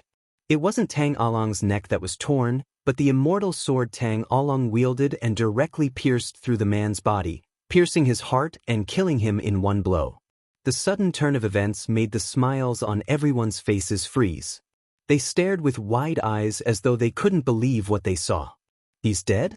A rather famous cadet of the training camp was killed so easily by the other party?